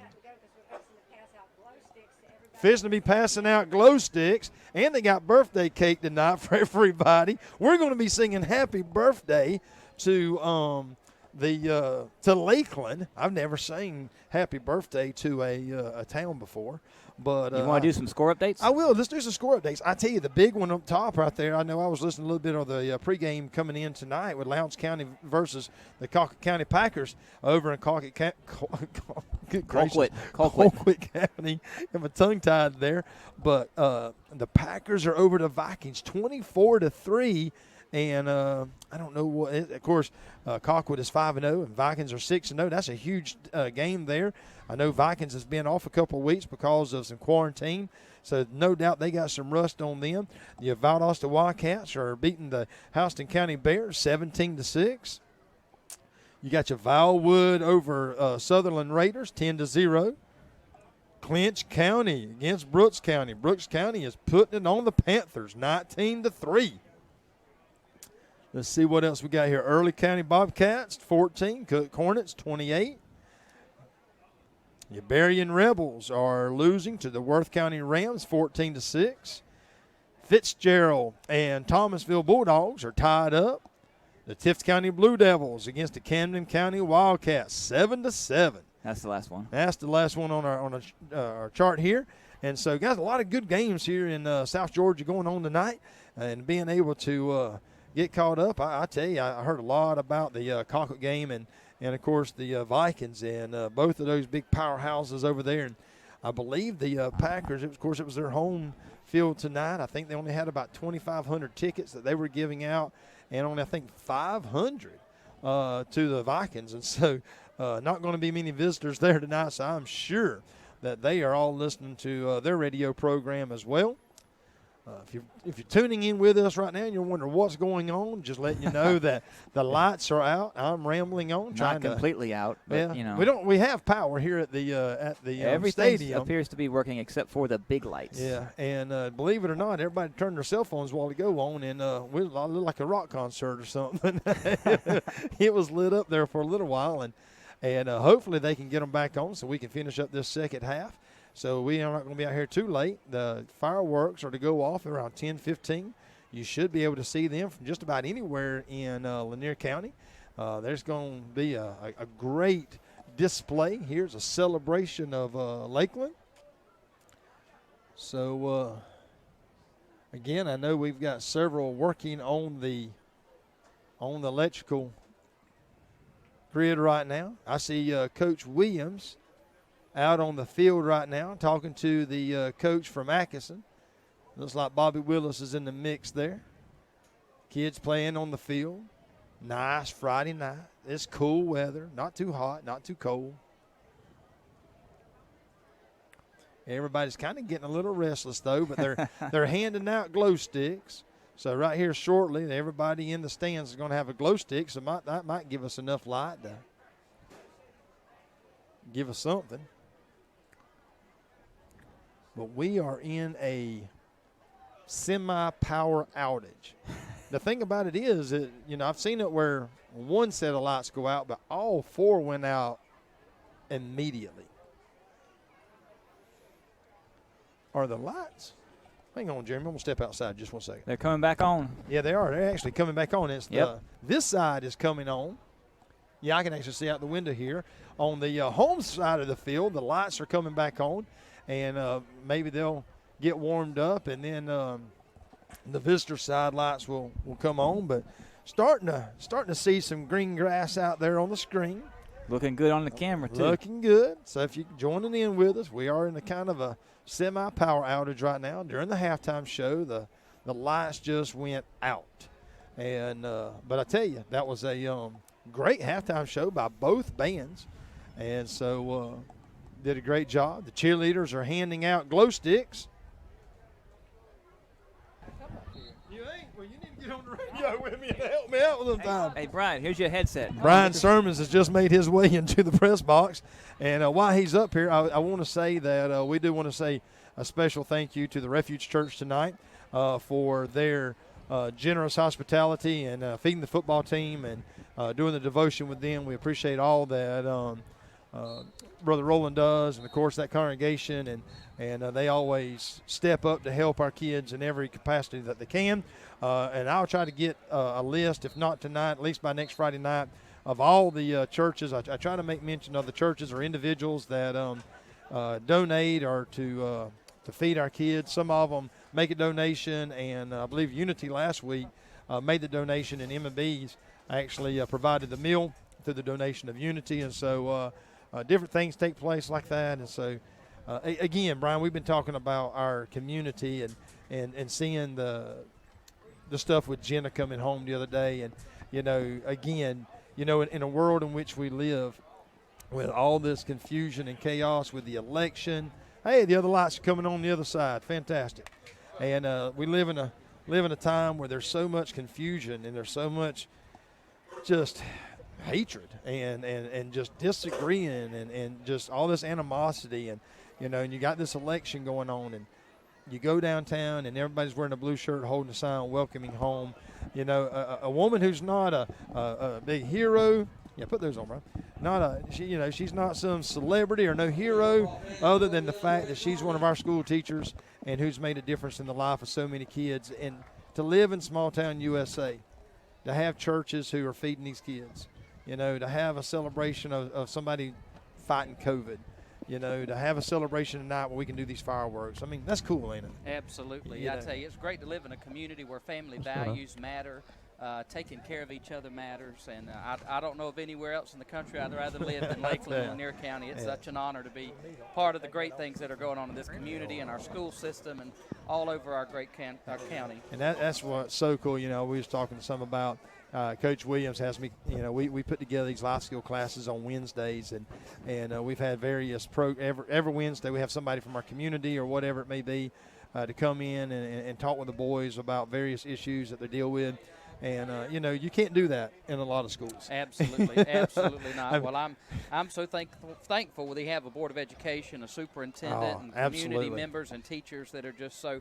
It's all about putting the students first and making sure it's compassion over compliance is the way I like to see it, and we like to take care of our kids. I was telling somebody, I said, can you imagine? I said, we get to go into schools and we get to talk about social media. We brought the bank in the other day talking about interest and savings and things like that. I said there's so many opportunities we have, and just because of our school board and our superintendent and all. And of course, I know you serve as our standards commissioner. I don't know what the thing is, but it's a professional standards commission chairman. Go. It's a big position. Appointed by the governor, and so we're honored that Brian is in that position. Of course, his father is going to be the chairman starting in January, so that's going to be exciting. So I mean, they just continue the continuation of the good work that the board's been doing so far. Absolutely. Well, we're about to kick off here and finally got the ball back going. Brian, good to see you, man. Good to Come see back y'all. up here and see us sometime, and we love and appreciate you and your family and all that you do, man. Absolutely. And good to see your boy back on the field. I know he's been glad to be chomping back. at the bits after being on quarantine for 2 weeks. He's ready. All right, there's the kickoff, ladies and gentlemen. What a big kick it kick. in the end zone this all time. the way back there, Keith. Good to Keith's back with us. Had Brian Sermons, one of our teachers, and again, the Professional Standards Commissioner up here, and chairman of that board that was appointed by the Governor Kemp himself. He's actually the one who signs all the teaching certificates, even our superintendent. That Brian Sermons signs all their certificates, and so that's pretty cool for the whole state of Georgia. So that's going to bring us out on the 20-yard line. We need a drive right here. We need some points and get back in the ball game. Everybody should be good and rested by now. And that was a quite lengthy halftime. There's a snap. Hey, we got a good handoff. Calhoun back to the line of scrimmage. Hit him right there at the line of scrimmage. He's going to lose a yard. Going to the guy on this side. Tried to run it right up the gut. Going to fall, drop it back to the 19. Calhoun's going to set up on the left hip of Rashad. Sermons and Xavier to our near side. Kish and Wade to the far side. Rashad's going to go down Rashad again. Got sacked. Did he fumble the ball? Oh, I thought he lost the ball there. But go all the way back to the 11. I tell you, he was really wanting to throw the ball, and the line just kind of collapsed on that left side especially, and it just kind of fell up there and had nowhere to go. And thanks to a 20-yard bad snap, I might do some research and see how you count that, but we about negative 20 rushing yards in the first half. Well, we wasn't on the field with offense very long, so. Ball's in the dirt. They're going to say he caught it, I think. Nope, no catch. Incomplete. No catch. It's like I didn't think he caught it anyway. That's going to bring back out Jacob Faircloth again, punting from his end zone. I think he's had 4 punts tonight, and 3 of the 4 he has been standing in the end zone. So Jacob's going to have to put all of his foot into it. Number 2 is all the way back on the 50-yard line. Of course, one of the punts he did tonight, probably his best punt tonight, actually was returned for a touchdown. But I tell you, he put all of his foot into that one. I hope he's kicking it towards Coach Witt. I was about to say the same thing, Keith. I hope he's not kicking it down the middle of the field. Of course, this number 2's right in the middle of the field. Ball wobbly end over end kick. Gonna hit on the 50 and roll. Look at that thing roll. Keep rolling. Keep rolling. All the way down to the 35-yard line. What a great punt there, man. I'll tell you what a 65-yard or 60-yard punt. Well, that thing was on the 19. 19, so it's going to be what? So we're going to say 30, and 15 more is 45, 46-yard punt. Yep. And so that's a good boot there coming out of the end zone. So the Atkinson County Rebels offense, who's leading 15-0 over your Bulldogs, taking over possession here on the 35-yard line, going east. Slight miss out here on the field now. Handoff foot in the middle. We hit him, he's going to gain about 2. Yeah, the wind's kind of picked up a little bit. Of course, the fireworks display is set to go off at 10:15. It might be delayed a little bit because of our power outage. But I tell you what, that wind just picked up and got a little. I feel that mist coming in all the way here into the press box. It ain't real heavy, but you can. No, I can feel it though. It's got a dampness to it. You can see it in the lights. Yeah, if ladies and gentlemen, if you hear a little bit of a microphone thing, it's the wind hitting the microphone. Hand it off up the middle again. He squirts through there. Boy, what a Hit great. him on about the 40 and bring him back. Roy Johnson And Kamari Wade. Yeah, Cedric Davis all in there on that. Third and 5. Third and 5, long 5. Ball right on the 40-yard line. Yeah, I don't know where that wind and that came from, but I'll tell you what, it's been dead as a doornail out here, and then all of a sudden hurricane force winds blowing through the press box. Down here it's still. Is it so really? The wind is up high. The wind's up high. I was trying to see if the flags just a blowing over there towards the concession stands. There's a snap. Gonna fake it and roll out this way. He's going to keep the ball. He's got a first down. Again, Keontae Hodges just dives low every time. He never breaks down and tries to tackle. He just goes in shoulder pads and hit. That number 7 just basically leapfrogged him right there and picked up another 5 or 6 yards. He's up to our 48-yard line. But I haven't seen Keontae make a hard tackle all year. It's just been diving at them and clipping them with the shoulder pads. 12-yard run in there. You know, and he comes in wide open. If he broke down and just wrapped up, you'd be surprised. 5 out around the Roy right Johnson side. had him on the outside. And Roy was out to chase him down, and Anderson on the outside was able to hold him up. They was able to pick up a few on that. Second down and, 6? Second and a long 5. Call it 6. He's up to the 43-yard line.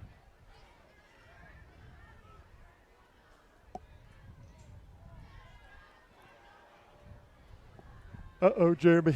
I'm yawning. I've had a long day today. Quarterback going to keep it. Quarterback's going to keep it. Well, you got stop 4 him this Bulldogs time. right there on top of him. Corey Williams, first man in there to get him. Davis Cedric and Davis Johnson. helped him, and Johnson. I like to see it when you got 3 guys on top of a guy like that and just all 3 in on the tackle. And bring up a 3rd and 3. Coach Williams down there. I would expect them to be 4 down territory. So probably so. Keeping their offense on the field. Going to be a handoff to number 5. Boy, he's got a lane. He's got a first down. Well, he's right at the line of the I game. think they're going to give him forward progress. The line guy over here is walk one way, then walk the other. He's down to the 37-yard line. Picked up 4, needed 3.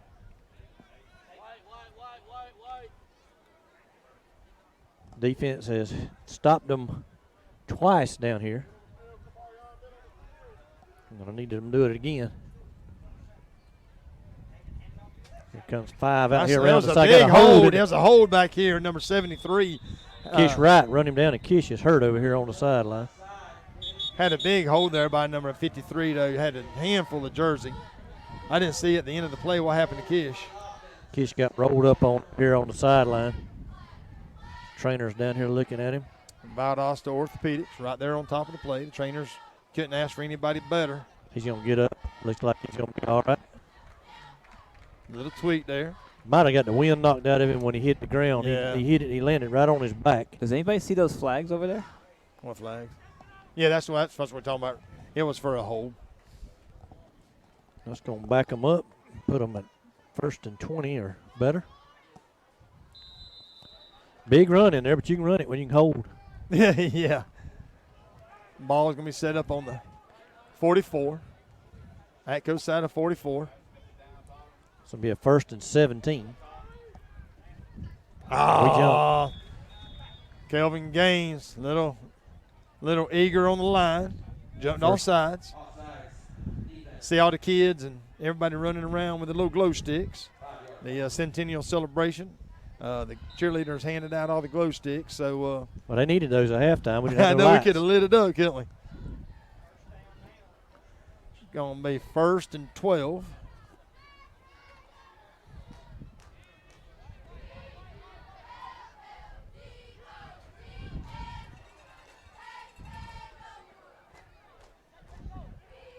Quarterback directing his backfield a little bit. There's a snap. Going to fake it, roll the out. handoff. Oh, man. Boy, right on Somebody top had of him. And D. Hendry was all over him. Man. Going to be a touchdown over if they ain't careful. Nope, they're going to tackle him. But I mean, Keontae, again, set up for like an intercept. Never mind. I ain't going to talk about it. I mean, the guy's just jumping up there taking it away from him. But they're sitting there quit trying to intercept it, bat quit the ball trying down. to intercept the ball and just bat the ball down. You know, I mean, it just 20-yard pass. Yeah, I mean, you got to get up there and just bat the ball down. Play the ball, you know, and quit trying to intercept it. Hand off number 5. Johnson got him in the backfield, man. I tell you what, he came around the backside there. Cortez Robinson in there helping him to clean it up. Ball back to the 21. Be a loss of 2 on the play. I don't know where Roy was set up on that. I don't know if he was inside or outside. But, man, I tell you what, he came through there wide open. Well, we're not getting any pressure on the quarterback enough to keep him from throwing it. We may have to drop one of these linebackers back in coverage. Looks like they're a little bit confused. Yeah, they're going to have to call a timeout there. They just couldn't get the play together and find out exactly what needed to be called. So Atco's going to call the first timeout here in the second half. 5 minutes and maybe 18 seconds. And so, again, we want to give a big shout-out to hang on one second. Go ahead and read them all. All right, give a big shout-out here to our sponsors. And, again, if you're watching at halftime, you saw the commercials. We got Farmers and Merchants Bank on Carter Street right here in Lakeland, Georgia. Make sure you visit them at fmb.net. Also, Lakeland Drug Company. We love and appreciate our local drug company here at 42 West Main Street there in Lakeland. Their hours of operation is Monday through Friday, 8 a.m. to 6 p.m., and on Saturday from 8 to 12. Also, one of our newer sponsors is Jerry Roberts & Sons Construction. Phone number is 229-482-3375. Make sure you contact them. I think they really emphasize on some of their concrete work. And, of course, the J. Shaw Company, 39 South Valdosta Highway. Jason Shaw, which I saw that the person who was against him for the public works commissioner has conceded. And so Jason will continue to have that for the next 10 years. That's a pretty good position when you ain't got to run for another 10 years. I read his post today. He said 6. Oh, that's right. I'm sorry. 6. You are correct. But I don't know why in the world I just said 10. But still, 6 is better than 2 or 4. That's right. That's right. You're right. I'll tell you. And 10-yard run right up the gut. But, yeah, he of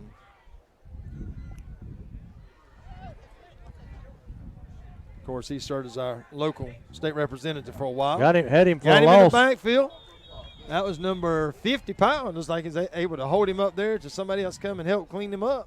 Anderson. They're going to call it a first down, though, ain't he? It's going to be first down Rebels. Tell you what, they just keep inching toward the end zone. Be first and goal at the 9.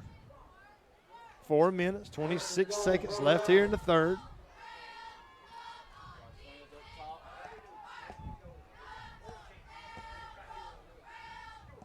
There's a snap. Another handoff. Goes right up the middle, man, with a big push. Roy Johnson tried to get the ball. He's going to go in the end zone.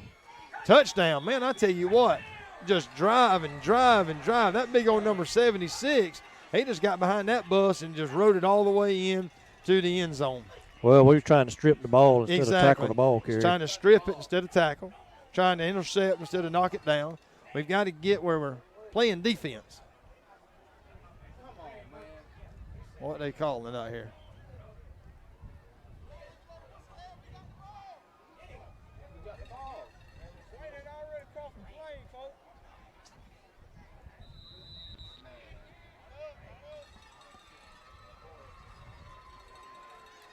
Going to set up for the kick.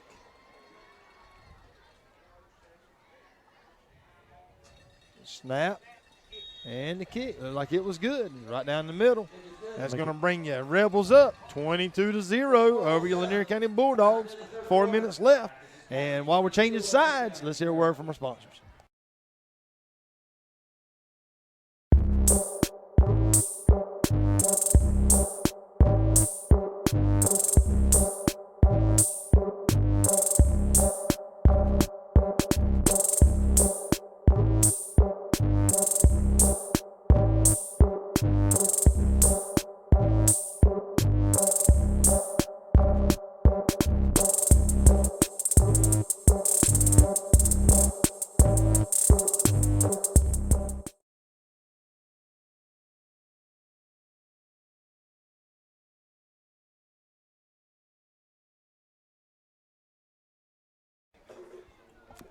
All right, ladies and gentlemen, we're back.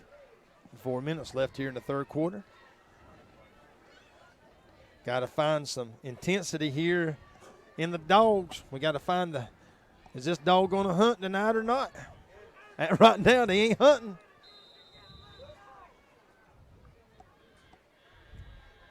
Another big kick right down the middle of the field. It's going to be picked up by Kish. He's running backwards now. Kish running the wrong way.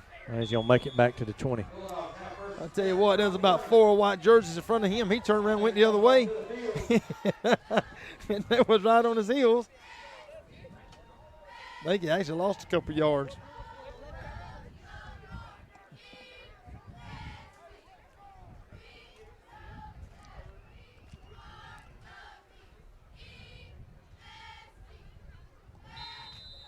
That brings our offense back to the field. Going to have Xavier Ryan and Josh Sermon starting near side, and I can't see. I think that must be Kish to the far side. Going to hand it off to Calhoun. Right up the middle. Got a good run. So he's going to pick up what about 8. 7, 8 yards. That was a good transfer of the ball. A good run up the middle. Followed his blockers up there on the right side. Hadn't seen quite the guards pulling tonight like I have seen in the past. I'm sure they've pulled some. I hadn't seen it, but Shot's going to keep it. He lost a yard. It's almost like our boys just started watching instead of blocking. 3rd and 3 now, back at the 27. I'd like to see that, how many times that our guys stop blocking before the whistle. You see them hit their man and then they quit instead of just keep driving till the whistle blows.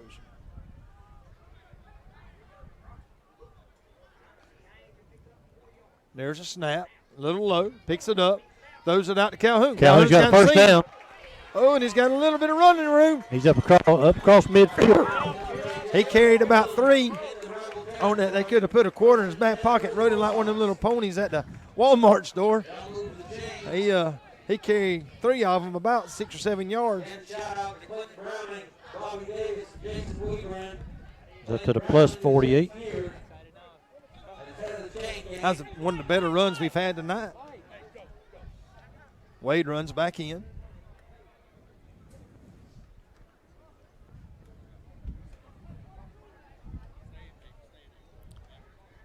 We got 2 to the far side, 2 to the near side. Calhoun on the left hip. There's a snap. There's an out. Pass incomplete. Incomplete. Boy, I tell you what. Almost was intercepted. Almost was intercepted. I tell you what, they both were fighting for it. Incomplete. 2nd and 10 Bulldogs. Calhoun comes out. Anderson and Newbern goes in. Wade comes out.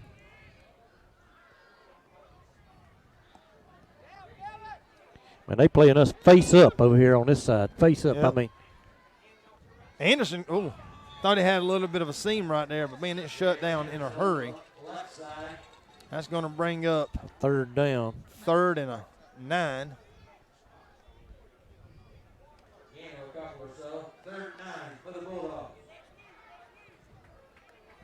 Tell you what, with time running out, I mean, we're almost at the end of the 3rd. This is two down territory as well, I think. You almost hate to do it, but you almost got to it at this point. Zay Ryan with the catch. Good catch. He's got to run. tucked in the ball. He's up across the 30. He's done such a better job tonight, Keith, with tucking the ball. And he's made 2 good catches tonight, running down and really holding on to the ball a lot better tonight than he has in the last week. He's such a better offensive than a defensive player. 19 yards on that pass play. A minute and 20 seconds left. Rashad getting a little bit more time to throw now. He gives it to Anderson. Anderson's got the seam. He's right up the middle. Noah gave a good block in there, and he hit the corner. I tell you what, touchdown. That's the way your sniffer's supposed to come in there and make the block. I tell you what, the whole left side opened up. Noah just came through there, hits that linebacker, and Anderson had a lane that he just hit second gear just as soon as he passed the linebackers. Great run there by number 3.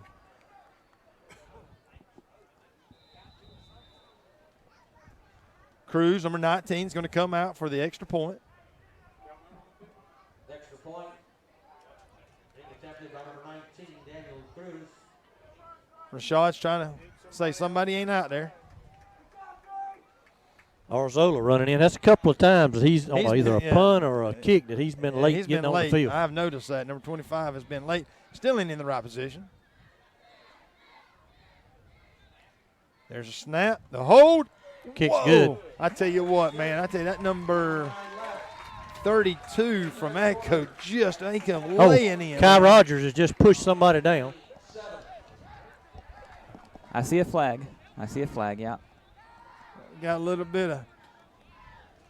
Kai Rogers has been ejected from the ball game. Well, I'll be. Well, no more bad snap.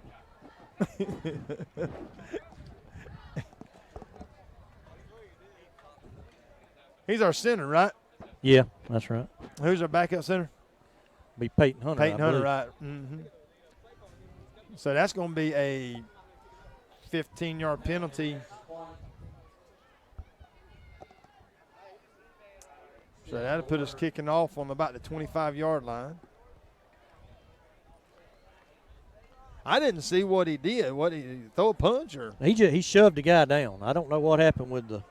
I don't know why he shoved him. He didn't punch him. He shoved him. He shoved him square in the chest, and the guy fell to the ground. Pretty good acting job. I was going to say, was it acting or did he get shoved down or did he fall down?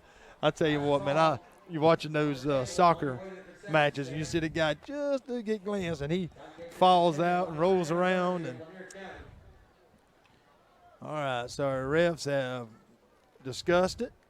They're going to come over here and tell Coach Williams what he's decided. We got an ejection and probably a 15-yard penalty.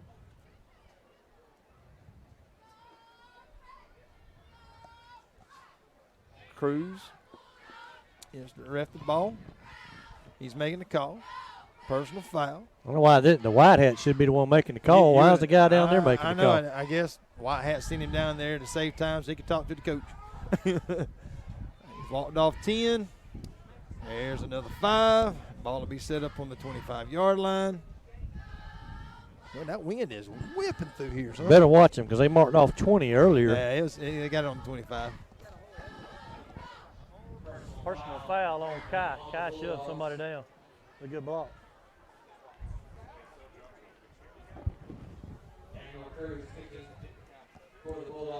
I don't know if they throwed him out or not. Never did see. Well, he ain't got his helmet on. I think he did because the coaches are down here saying, well, he didn't throw a punch. Yeah. Yeah. So that means he'll be out next week. Exactly. He's untucked his shirt and got his helmet off, so he's gonna kick it out of bounds up here. 47. Ball's supposed to be kicked on the ground, and he kicked it in the air. Tried to kick it to the cheerleaders. So that'll be a penalty. 5. They can either get a re-kick or, well, I imagine they're gonna get the ball set up on what They can take it right here on our 45. 45, something like that, ain't it? I mean, it'd be crazy to. I'm not sure where it went out of bounds at. They got the option of. I mean, that's they probably. Can make us re-kick it, or they can take it on the. I think it went out probably about the 40-yard line there. It can't be more than a. 15-yard kick.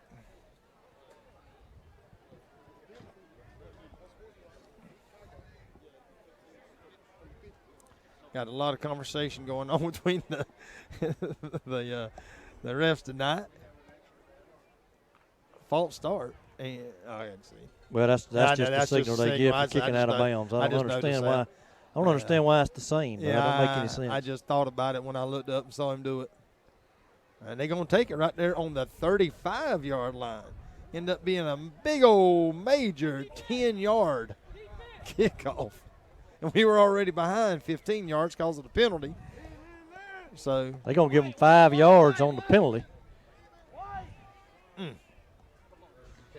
Not what we needed right here. Man. Trying to get back in this ball game and hand it off to number 5. He got a lot of running room. Gonna get about 7 or 8 in there. 7 or 8 yards.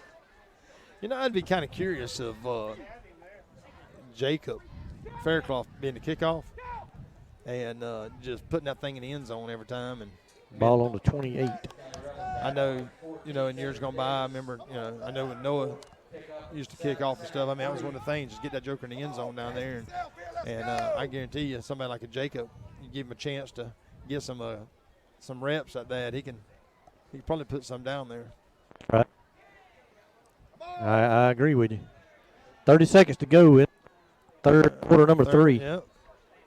We're down 22-7. Rebels over the Dawgs. Going to give it to number 5 right back up the middle. And he still didn't pick up a first down. Looks like he's going to be about a yard short. That's going to bring us down to the bottom, to the final of the third quarter. The bottom I know, man. Hey, I got up early this morning, went hunting. It's getting late. All right, I need to catch my breath, ladies and gentlemen. Let's take a break. In this moment, it doesn't matter if you save money in 15 minutes. It doesn't matter if your neighbor has the same insurance that you do. What matters right now is the quality of your independent insurance agent. Glad you're okay, Sarah. We'll take care of everything. And the company that stands behind them. Thanks so much for your help. No problem. Auto Owners Insurance.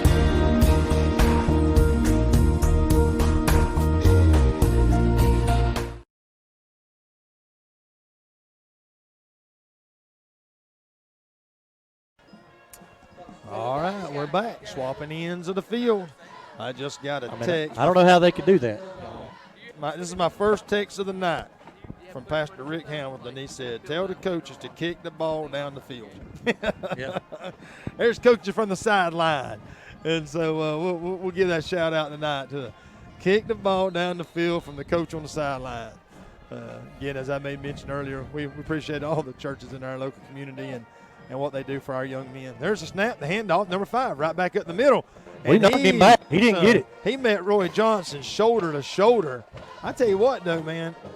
All right. They're going to say you got a first down, they got a first he down. didn't get it. How in the world did they just do that? I'm telling you, man, these guys is probably 50%. I'm going to tell you right now, man, that right there. They say he got to the 24. I say he didn't even get a yard. He lost a yard. I mean, he hit Roy Johnson. I mean, Roy was behind the line. They gave him 2 yards. So they gave him a 3-yard gain. A 3-yard gain on a play that, man, I tell you what, that's a. We jump off sides. So we give them a first down, or they give them a first down. Then we just gave them 5 yards. So there'll be a 1st and 5 on the 19th. We are definitely unfocused right now.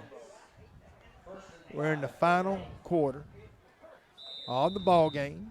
Atkinson County Rebels 22, Lanier County Bulldogs 7.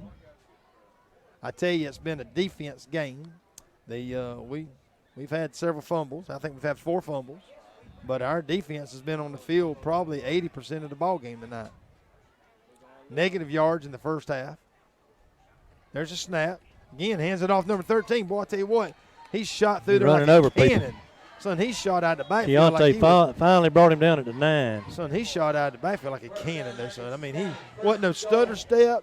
He was just shot out. 10 yards and a first down.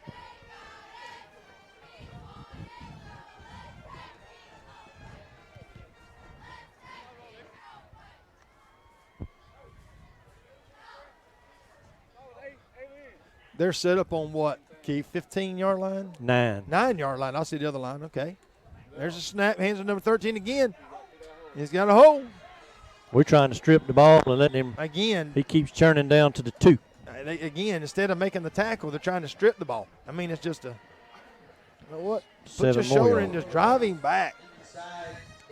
They're going to say the 3. 10 minutes left in the ball game. Come on, Dogs. Don't need to let them score here now. Let's get a goal line defense. A lot of our guys got their hands on their hips. Defense been out there all night long. There's a snap. Roy Johnson hit him in the backfield and took the football from him. He took the football. We got the ball. Should be red ball. And then the guy's going to hit. Officials ain't blowing no whistle, so it was a live ball. It is a fumble, baby. It's a fumble, live ball. We got a little skirmish out on the field. They come in and the official had blown the whistle. So Roy could have took off running with that football. But he's down on the ground. You got to call the whistle because he was down. He was laying on the ground. Yeah, and when he went down, he took the ball out. That should be Red's ball going the other way. These are the worst officials in the history of high school Greg football. Seeley's coming off with his hands. You can tell that they done told Greg that it's Atkinson County ball by the way he's looking. By the way he's looking, man. You can see the disgust on his face. You hate to call anybody a cheater, but these guys are cheaters. The crowd's getting into it. They're booing the officials. We've had some poor calls tonight. The guy from the far side making the call, the white hat's back there looking at it. Why is the guy from the far side the one that gets to make the decision? We've had zero calls in the ball game. Terrible officiating. But I'm going to tell you what, Roy Johnson, as I said earlier, he has made some technical tackles tonight. He went in there and hit him and took the ball from him. The white hat's back there looking at it and don't call anything. Nope. Picks him up, drives him back, takes the ball. He let the man on the far side of the field make a call. But then the number 7. He's the only one making a call. Nobody else on this field has made a call but him. But the quarterback then hits Roy Johnson. About broke out into a fight right there. What we got? 8-yard loss. Somebody called timeout. Atkinson's going to call timeout. 9 minutes, 17 seconds left. Good gracious sakes alive. Ladies and gentlemen, if you ain't here, you missing out. Again, and you're at home watching the game, and the reason you're able to watch the game because of our wonderful sponsors like Farmers and Merchants Bank, Lakeland Drug, J. Roberts & Son Construction, the J. Shaw Company. You better make sure you go by and thank each and every one of them. Do your business with those folks. Let them know how much you appreciate the fact that you're at home tonight and getting to watch this ball game. It ain't right now the way we want it, but the game ain't over. We still got 9 minutes in this ball game. We're fighting 2 opponents tonight, the refs and the Rebels. It's third down to fourth down. Come on now. You can't be reading the game at the same time. And it's fourth down.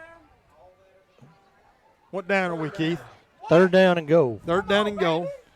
From the 11.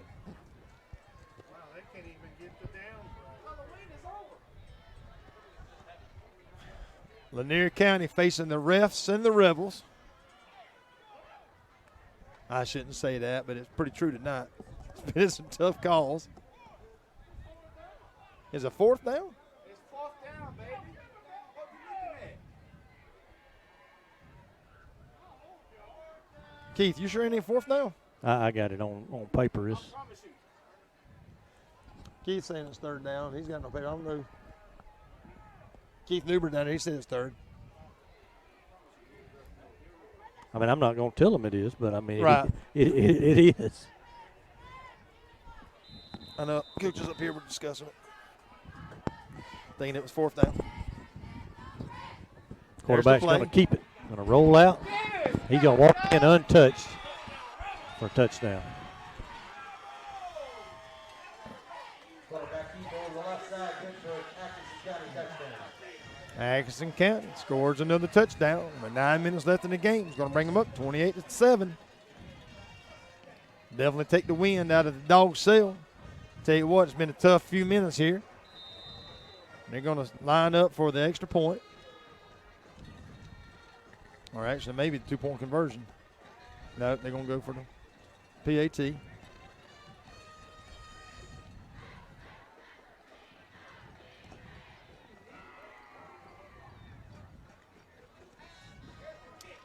there's the kick right down the middle. That's going to bring us up 29-7. 9 minutes left. Rebels over the Dawgs. We're going to take a moment and hear a word from our sponsors.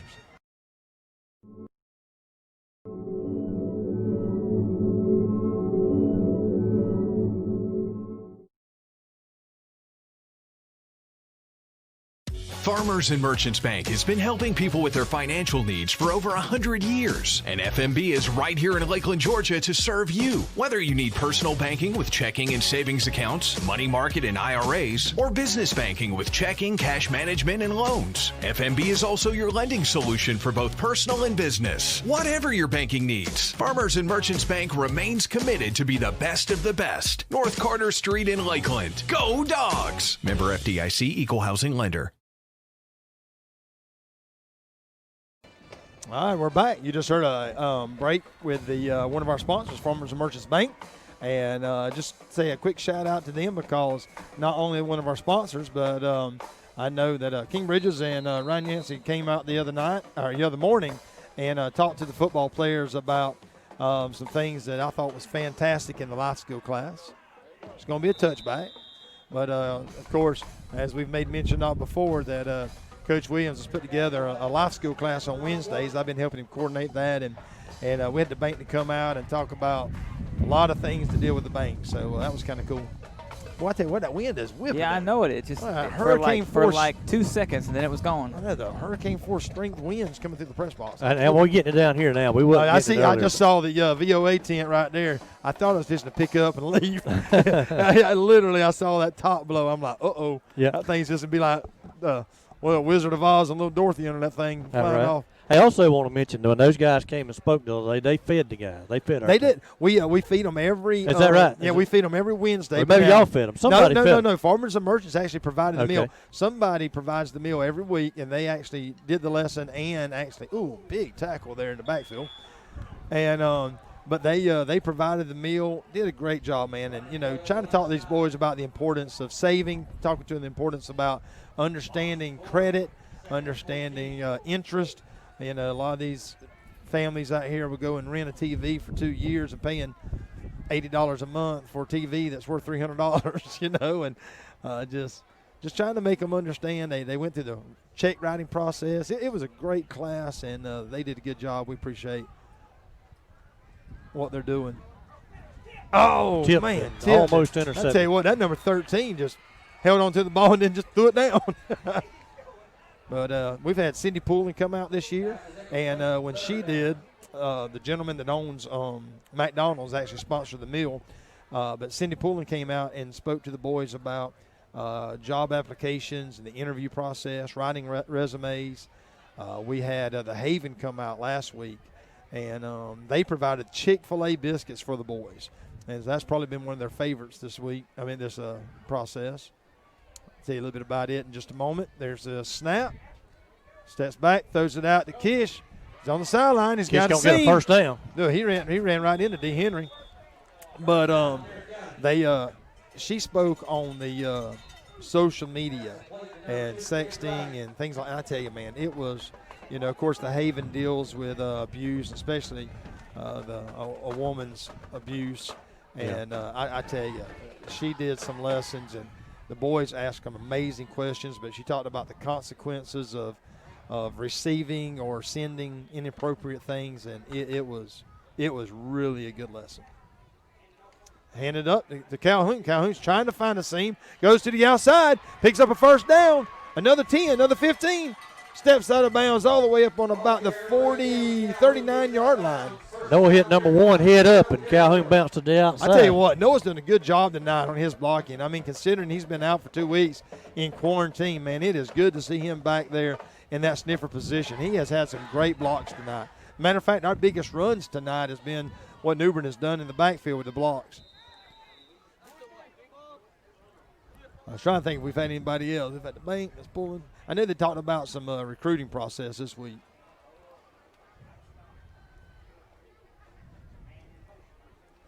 Noah goes to the left side. Oh, my goodness. Shot brought down for a 10-yard loss. That was Calhoun. Yeah, they handed the ball off. Rashad went out to the right, and I don't know why Calhoun didn't follow him, but Calhoun kind of like he was going to go to the left, and they were all over him. Noah was to the, I guess Noah was to the left. I don't know where. I didn't see the play at all. Yeah. I was looking down right. A lot of times they'll send out Rashad like that on a handoff to block. And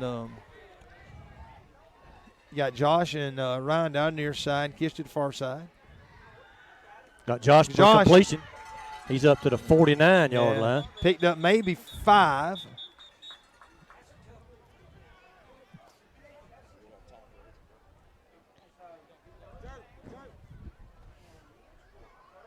Third and 13. They're going to put Andreas back in as running back. Sorry, ladies and gentlemen, I'm trying to block some of the wind coming in to hit the microphone. But 6 minutes left in the ball game. Got to make something happen. We need to score here. There's a snap. Over the middle. Oh, great defensive play there by number 9. That'd have been a long run there by Kish. Threw it in triple coverage. That number 9 was able to get a hand on it and knock it down. It's going to bring 4th down. 6 minutes and 24 seconds. We're going to have to go for it. Got to go for it here. You don't have a choice. I tell you what, you're getting close to being a ball game because, they could eat up 6 minutes on the clock just running up the middle. We've got to need to pick up a first down here.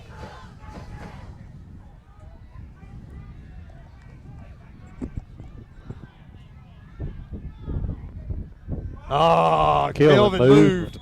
Yep, Kelvin moved. But if they move first, if they went in the neutral zone first, he can move. If they calls him to move. No, but the movement on their side was on the other side. That's right. I don't know how that would have made him Depends move. Depends on who moved first. I guess so. They're talking about it. He's like, I saw this guy move, and he saw that guy move, and of course, the guy that's coming in from the other side, he's going to make the call. He's going to call the play all the way over here. It don't matter. Yeah, it's going to be on red. So, false start. There you go. That guy's done it all night from that side. He better be glad he ain't on the home side tonight because I think Coach Williams will be standing by him all night long. 4th and about a mile. Going to put us on the back side of the 50. That's why I couldn't run for sheriff, Ryan. I wouldn't want to be the sheriff anyway, but if I did, I'd lock every one of them up on the way out of town. I hear you. They'd see blue lights in their rear view. Shot back to pass. Oh, look at him. He's going to get away. Shot got away. He's trying to get a receiver. He throwed it in. He was trying to get Josh to come across the field. Now we're going to get a roughing the passer over there. Good night. They've laid Rashad out on the far sideline over there. He ain't moving. He didn't move.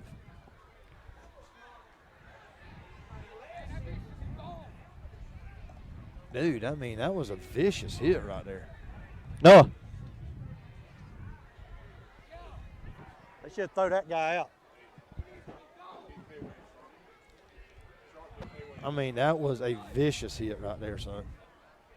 Well, that was a blindside hit. I was trying to come over here and make sure Faircloth was warming up, and he is. Josh Sherman's taking a knee on the field. Looks like he might be having a prayer for him. Josh is that kind of kid. That's right.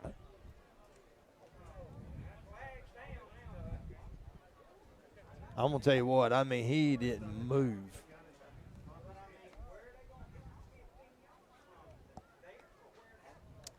Keith, what would you do on that? Where's the 15-yard? Would that be because that won't be an automatic first down if it's happened where the play happened. I know that's not what we're worried about right now, but just kind of what we're talking about a little bit. And, that's it won't be a first down, I don't think. It's got to be a first down. It's a personal foul. It'll have to be a first down. It'll have to carry a first down. It don't matter what the yardage is. Oh, Should be an automatic first down. I just didn't know if it'd be an automatic first down or not.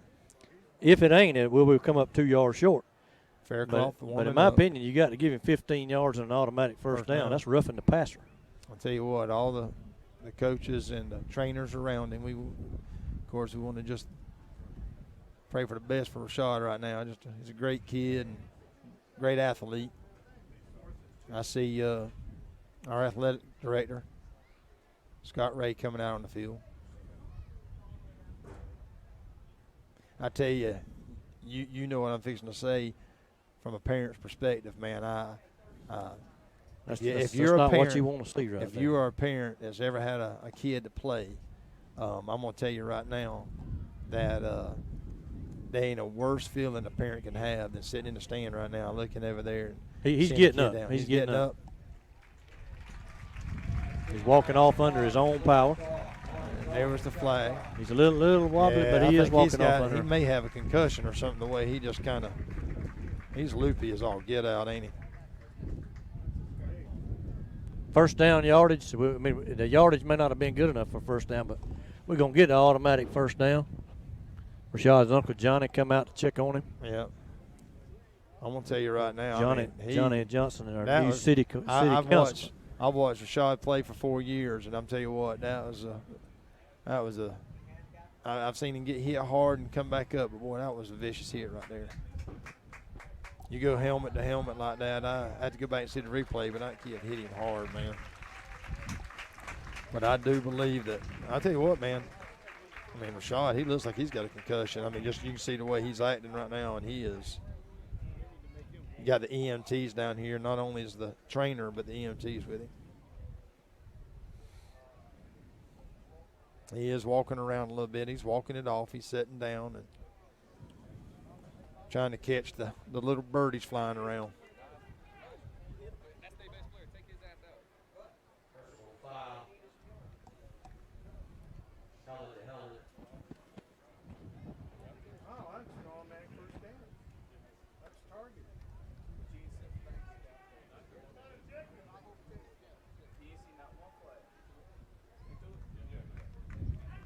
Yeah, he threw it way in the backfield. No, actually, Rashad's uncle picked it up and threw it.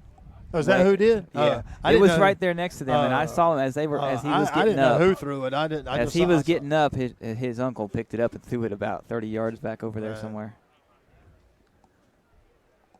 So we'll have a first down at the end when this is all said and done. Faircloth's going to come in, and my thoughts are he's probably going to finish this game up.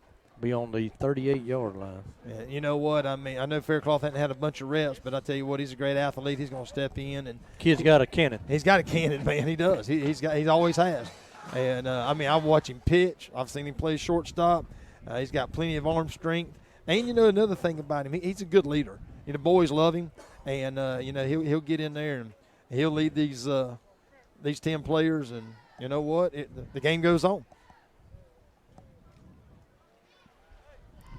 Somebody call a timeout, or I reckon they're coming all back. I'm not sure. If you just joined them back with us, we're down 29-7, 6 minutes left. Just Rashad Brockington got hit over on the sideline, helmet to helmet, vicious hit, and looked like it may have even knocked him out. Boy, I tell you, that was just a hard hit, man. And we just want to pray and hope that he's going to be okay. He's on the sideline. Jacob's going to come in and lead these troops. All right, Keith, you're coaching. Do you let him air it out or hand it off? We're airing it out, Coach. I'm airing it out, man. I just want to know. We're finna see if we can drop one in a bucket right here. That's right. You know, we might as well just We're going to send Zay as far as he can go on the left side. And Kish on the other. Kish and Josh on the other side. That's right. Just go. And we're going to see can he drop it in the bucket. I know he can. I've seen him do it. It's all vert right now, so we got a first down. That's going to be it. To me, if I'm coaching, this is vert right here. Just get down there, boys. And don't even get the quarterback time to think about it. Just get in there and go. You're going to have Wade, Isaiah, and Josh to the far side, and kiss to the near side. Ryan isn't even in the ball game. Ryan's not on the ball game. You're going to have Anderson set up on the left, hip pocket of Jacob. Got a new center, new quarterback. Looks like they're going to send them after him, too. Yep. Looks like they're fixing to send him and kind of shake him up a little bit. There's a snap. Pass over the middle is incomplete. He was looking for Wade. Yep. All right, he's got that out. The one thing Jacob don't have is any height to him. But I tell you what, though, he can Jacob don't mind lowering his shoulder down and giving the lick either. That's right. He's got enough size, width-wise. Oh, he does. He's like a fullback. Yeah. Probably be kind of like a 10T, but probably be a better fullback than a quarterback. But second down and 10. Got your same combination out there.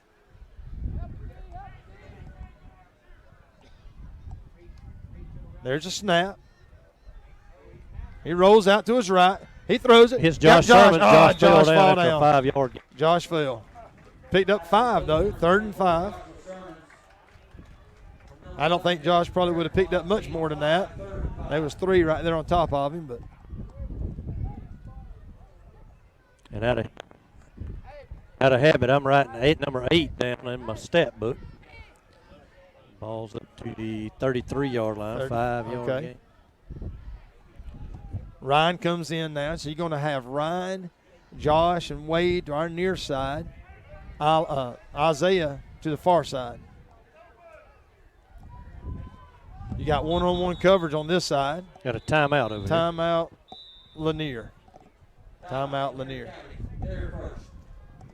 That's our first timeout of the second half. 5 minutes, 21 seconds left. They got 1 timeout. That leaves us with 2. Here we are in the fourth quarter, 29-7. Your Rebels and Refs over your Dogs. I'm probably going to get in trouble for saying that. Keish Wright is out. I don't know what the issue is with him, but he's sitting on the bench over here. They've taken his his wristband with the plays on it. Rashad's trying to go back in, and I see Coach Zeres and Coach Seeley talking to him, and Rashad's smiling and all, so he's like he's kind of got it all back together. That's good, man. I tell you, that's scary, man. I've been there. That is so scary. It is. It certainly is.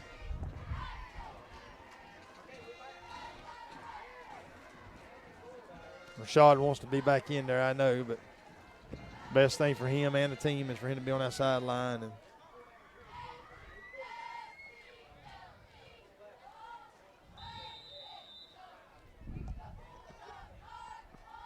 all right, Faircloth's got to play. Anderson's going to be in the backfield. You got Ryan set up on the far side now.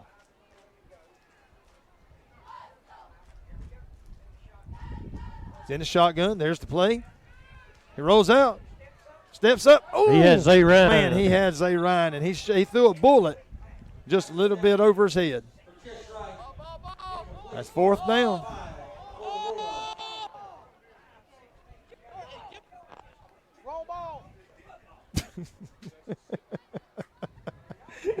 Did you see that? I don't know where you at, Keith. I didn't see where you was at, but he threw the kicking ball out there.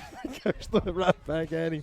The ball boy for this week needs to be back for next week. I know, and I just know it was funny. He threw it to the coach. He threw the there's ball. 2 balls. There's a kicking ball and the throwing ball. The kicking ball's synthetic. Yeah, and anyway, he threw it out there, and the coach, as soon as he grabbed it, threw it back at him.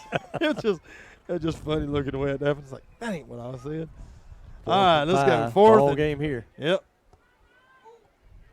Ryan's got it. Ryan. He's got a first down. Oh, we're still in the ball game. Takes him down all the way to the 25-yard line. Great catch. You know, Ryan's got that. When he catches, he rolls out almost every time. And it's actually worked tonight. The yardage he's picked up probably is because that little rollout he does. But a lot of times you'll see those wide receivers just catch it and go straight up. And he's almost got a tendency to roll to his left almost every time. You're getting kind of a little bit of a sneak peek of what your offense will look like next year, minus Kelvin Gaines. That's right. I'm pretty sure Kelvin is the only senior there. I thought Ryan was. Yeah, Ryan is. But Yeah, Ryan. Yeah. got out before Alford, they put yeah. Ryan in. Jacob steps back. Oh, Little bit high. a little bit high. Had to stop the clock. 4 minutes. Still got a lot. Got a 29-7. Your Rebels. Anderson comes out. Calhoun comes in. Well, the thing about it is, since Faircloth come in, he hadn't handed the ball off. It's all been getting his arm. And he showed some escapability. Yeah, if that's yeah. a word. Yeah, and I have no doubt that he has that ability. And the more he's getting in there, you can see kind of getting more and more comfortable. There's a snap. Got hit Josh right through his hand. The one thing ball had some heat on it. Yeah, I mean, I just to say that the one thing that Jacob's got to learn is the touch. There's sometimes you need the fastball, and then there's other times you just got to have a little bit of a softer touch on it. And he's got that fastball down. Might need to give him some baseball terminology there and tell him, hey, once in a while, throw a change up. Throw a change up. That's right. he's got the fastball, but we might need a change up in here. Play call was there. Yeah, it was there. 3 to our near side, 1 to the far side. There's a snap. He rolls out to his left. He looks for his man. Might just run, Jacob. Oh, you're going to get a first down. You're going to get a first down.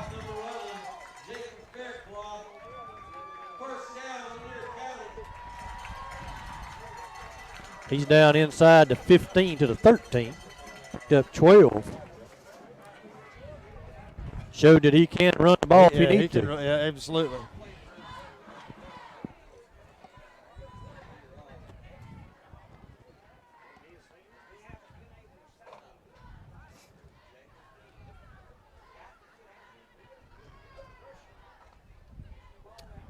All right, you got Ryan to the far side over there. They're going to hand it off to Calhoun. Calhoun's going to twist and turn just like he's going to pick up back to the line of scrimmage. Got a yard, baby. Maybe got a yard. Got to maybe get a little bit of urgency. Need 3 scores. Ladies and gentlemen, if you're watching the ball game, you might as well just put it on your phone, get in the car, come on up here. You can park in the parking lot or across the street or wherever you can get, maybe over there at the City Hall or somewhere. But there's going to be a fireworks show here in about probably 20 minutes.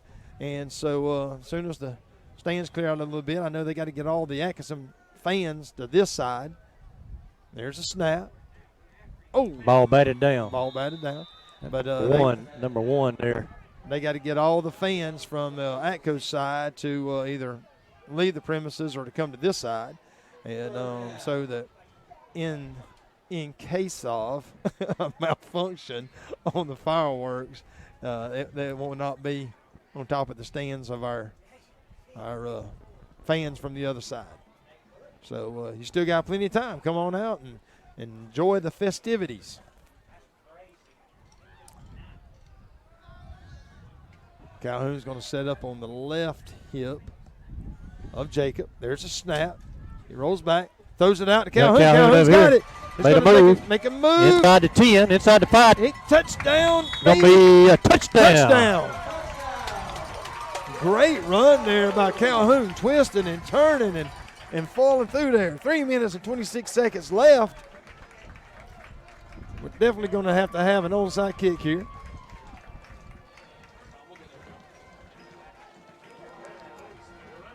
They're going to bring Josh Sermons in to be the holder in place of Rashad. Josh is the backup holder. Right. He holds for Noah whenever they in pregame.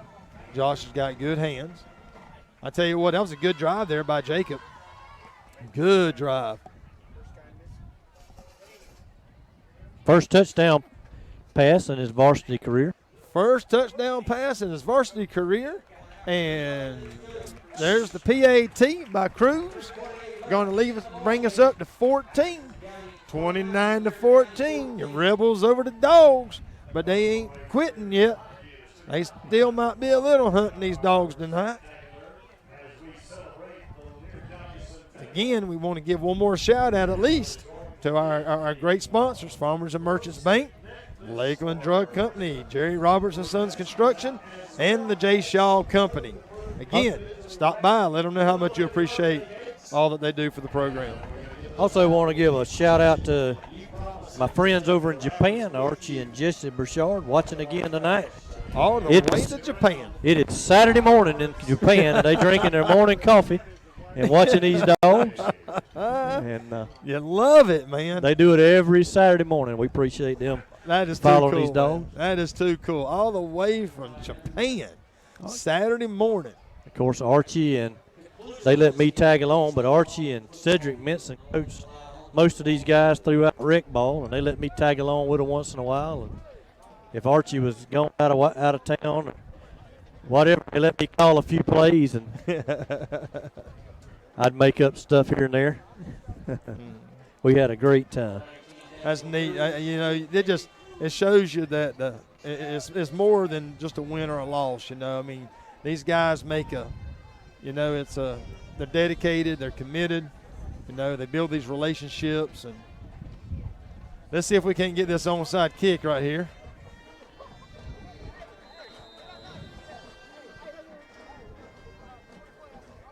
There's the kick. Oh, man, we got it. We got the ball. It looks like we got it. Man, 3 minutes, 26 seconds left, and your Bulldogs. Oh, they say the other team got it.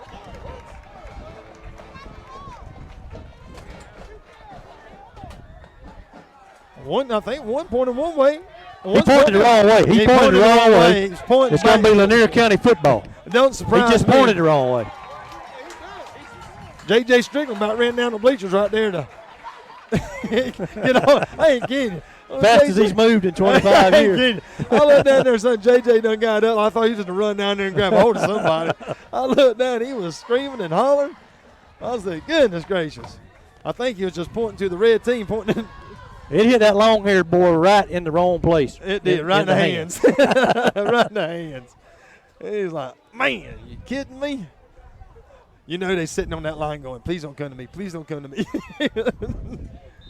All right, Jacob Faircloth. Let's see if you can't get your second touchdown in your varsity career. Might have been better off that he didn't catch that ball. He'd have lost 5 or 6 more yards.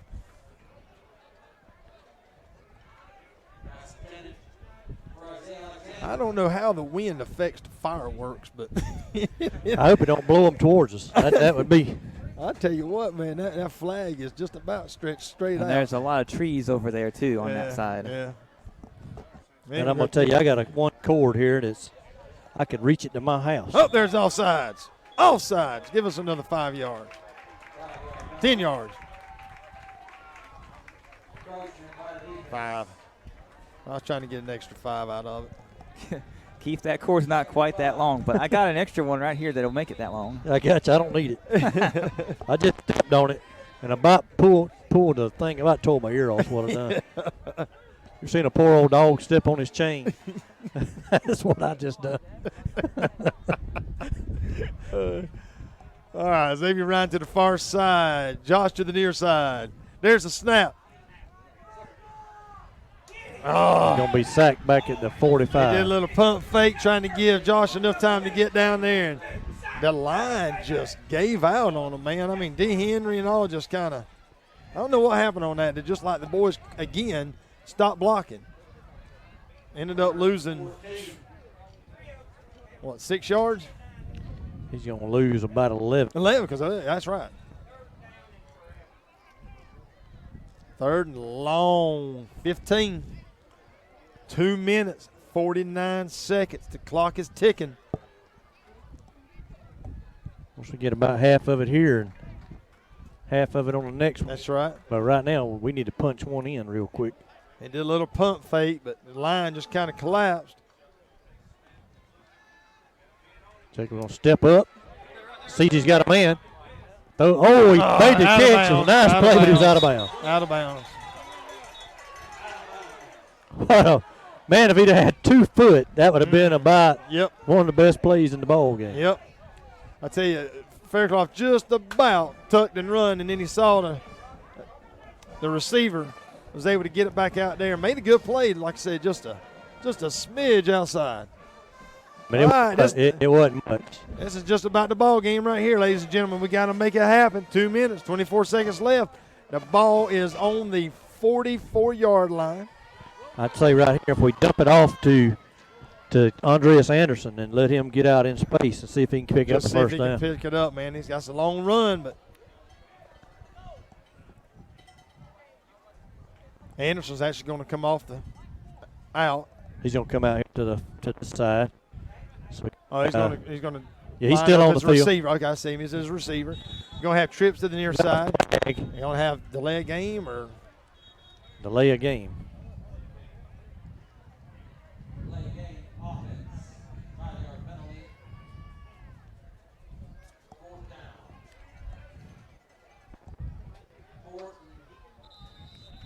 4th and a mile and a half. I tell you, man. We talking about down here. We talking about can we take these timeouts to next week, because we could have called one right there for sure.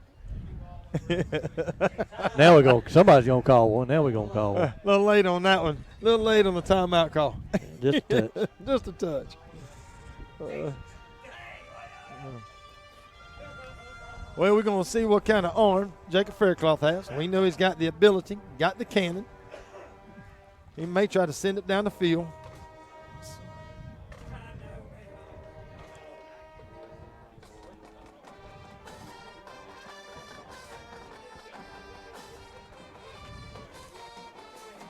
I'm looking out to the left out there, like towards Badcock and City Hall and all. I see a bunch of cars lining up out there. And so word has got out. I see cars pulling into the grass out there. Yeah, that's what I'm talking about. People all over coming out for the fireworks, the centennial celebration.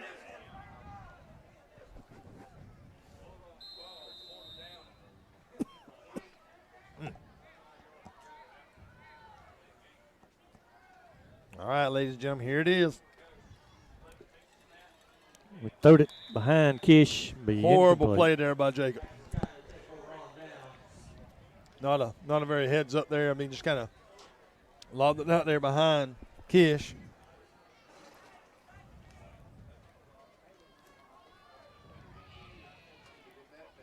They're going to have the ball on about the 39-yard line, I believe. 2 minutes and 20 seconds left. If you are listening to us online tonight, that Jeremy will be showing the fireworks. Yeah, we're going to see how good the camera works with the lights out. If it works good during football, yeah. But we'll find out. Yeah. So hopefully, if you're still tuned in, stay tuned in, and as soon as they clear out the Atco side and do a few things, that they will do the fireworks, and we're going to try to bring it to you live.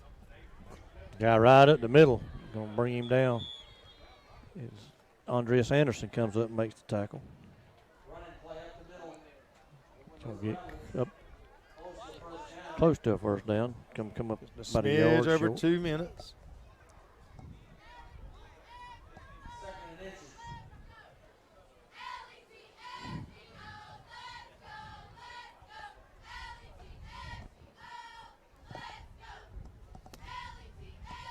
Second and 6 inches.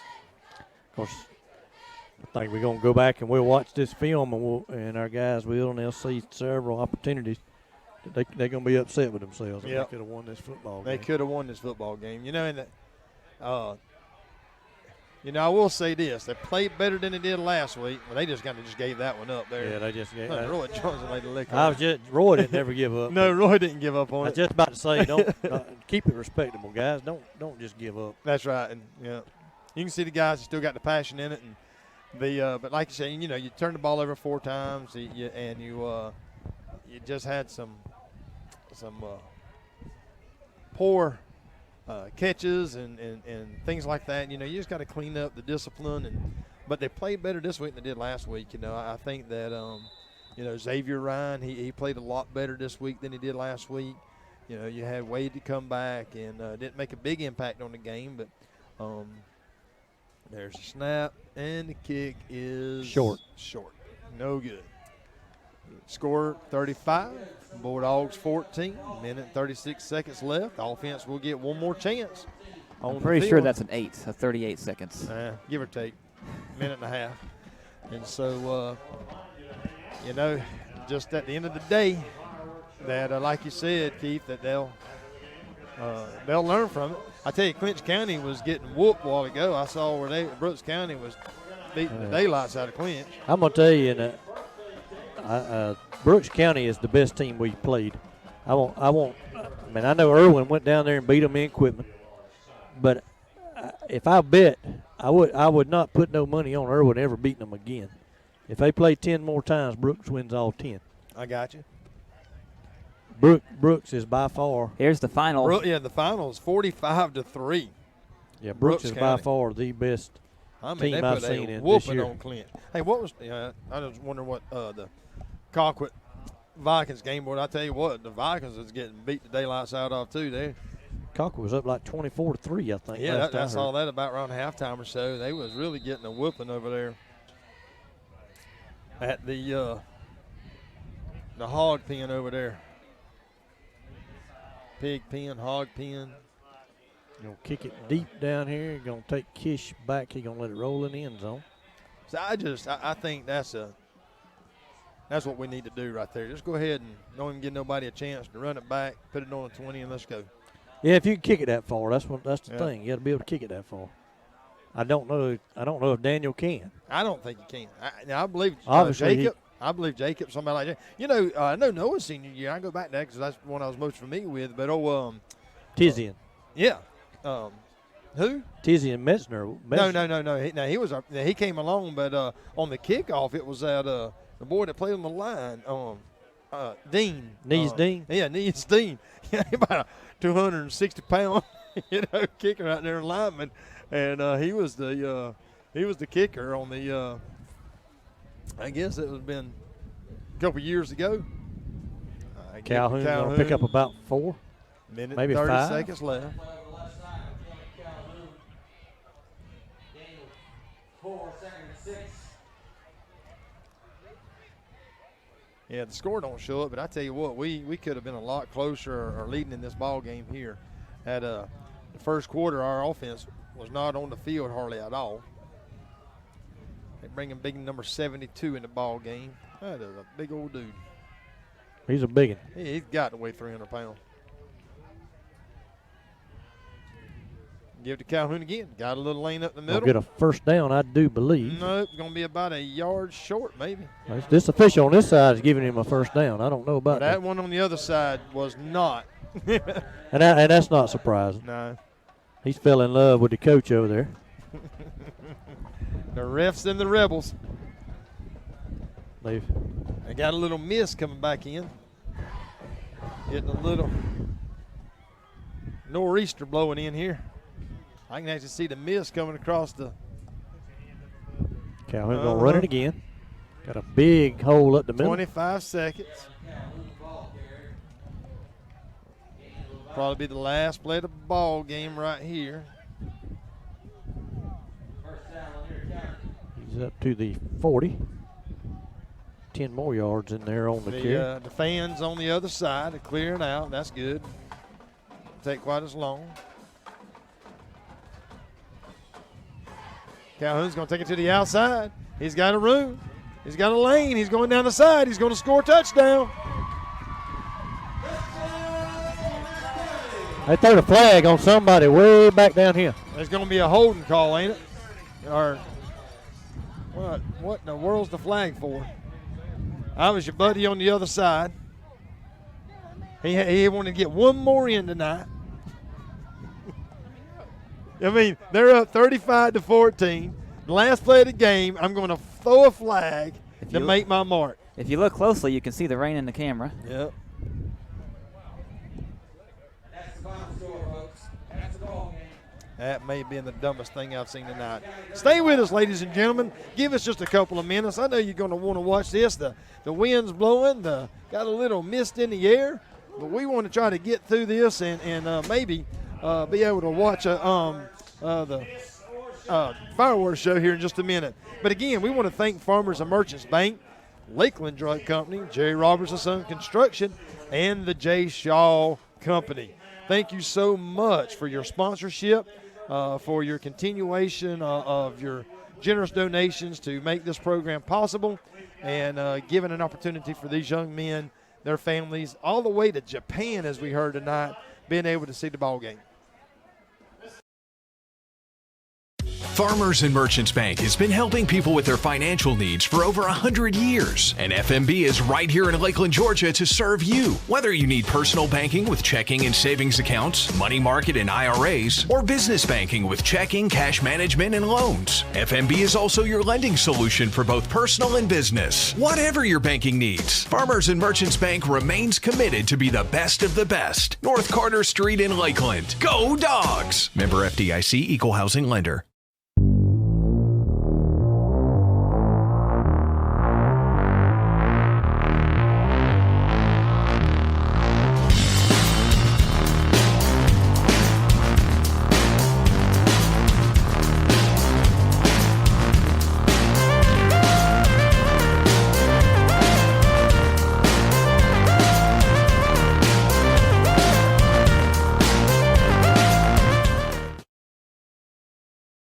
Lakeland Drug Company has been Lakeland's hometown pharmacy since 1950. They're more than just medicine, offering personalized service, a drive-up window, and a delivery service. Located at 42 West Main Street in Lakeland, Georgia. You can call 229-482-3677 or visit them online at lakelanddrug.com. Lakeland Drug Company, more than medicine, and a proud supporter of Lanier County Bulldogs.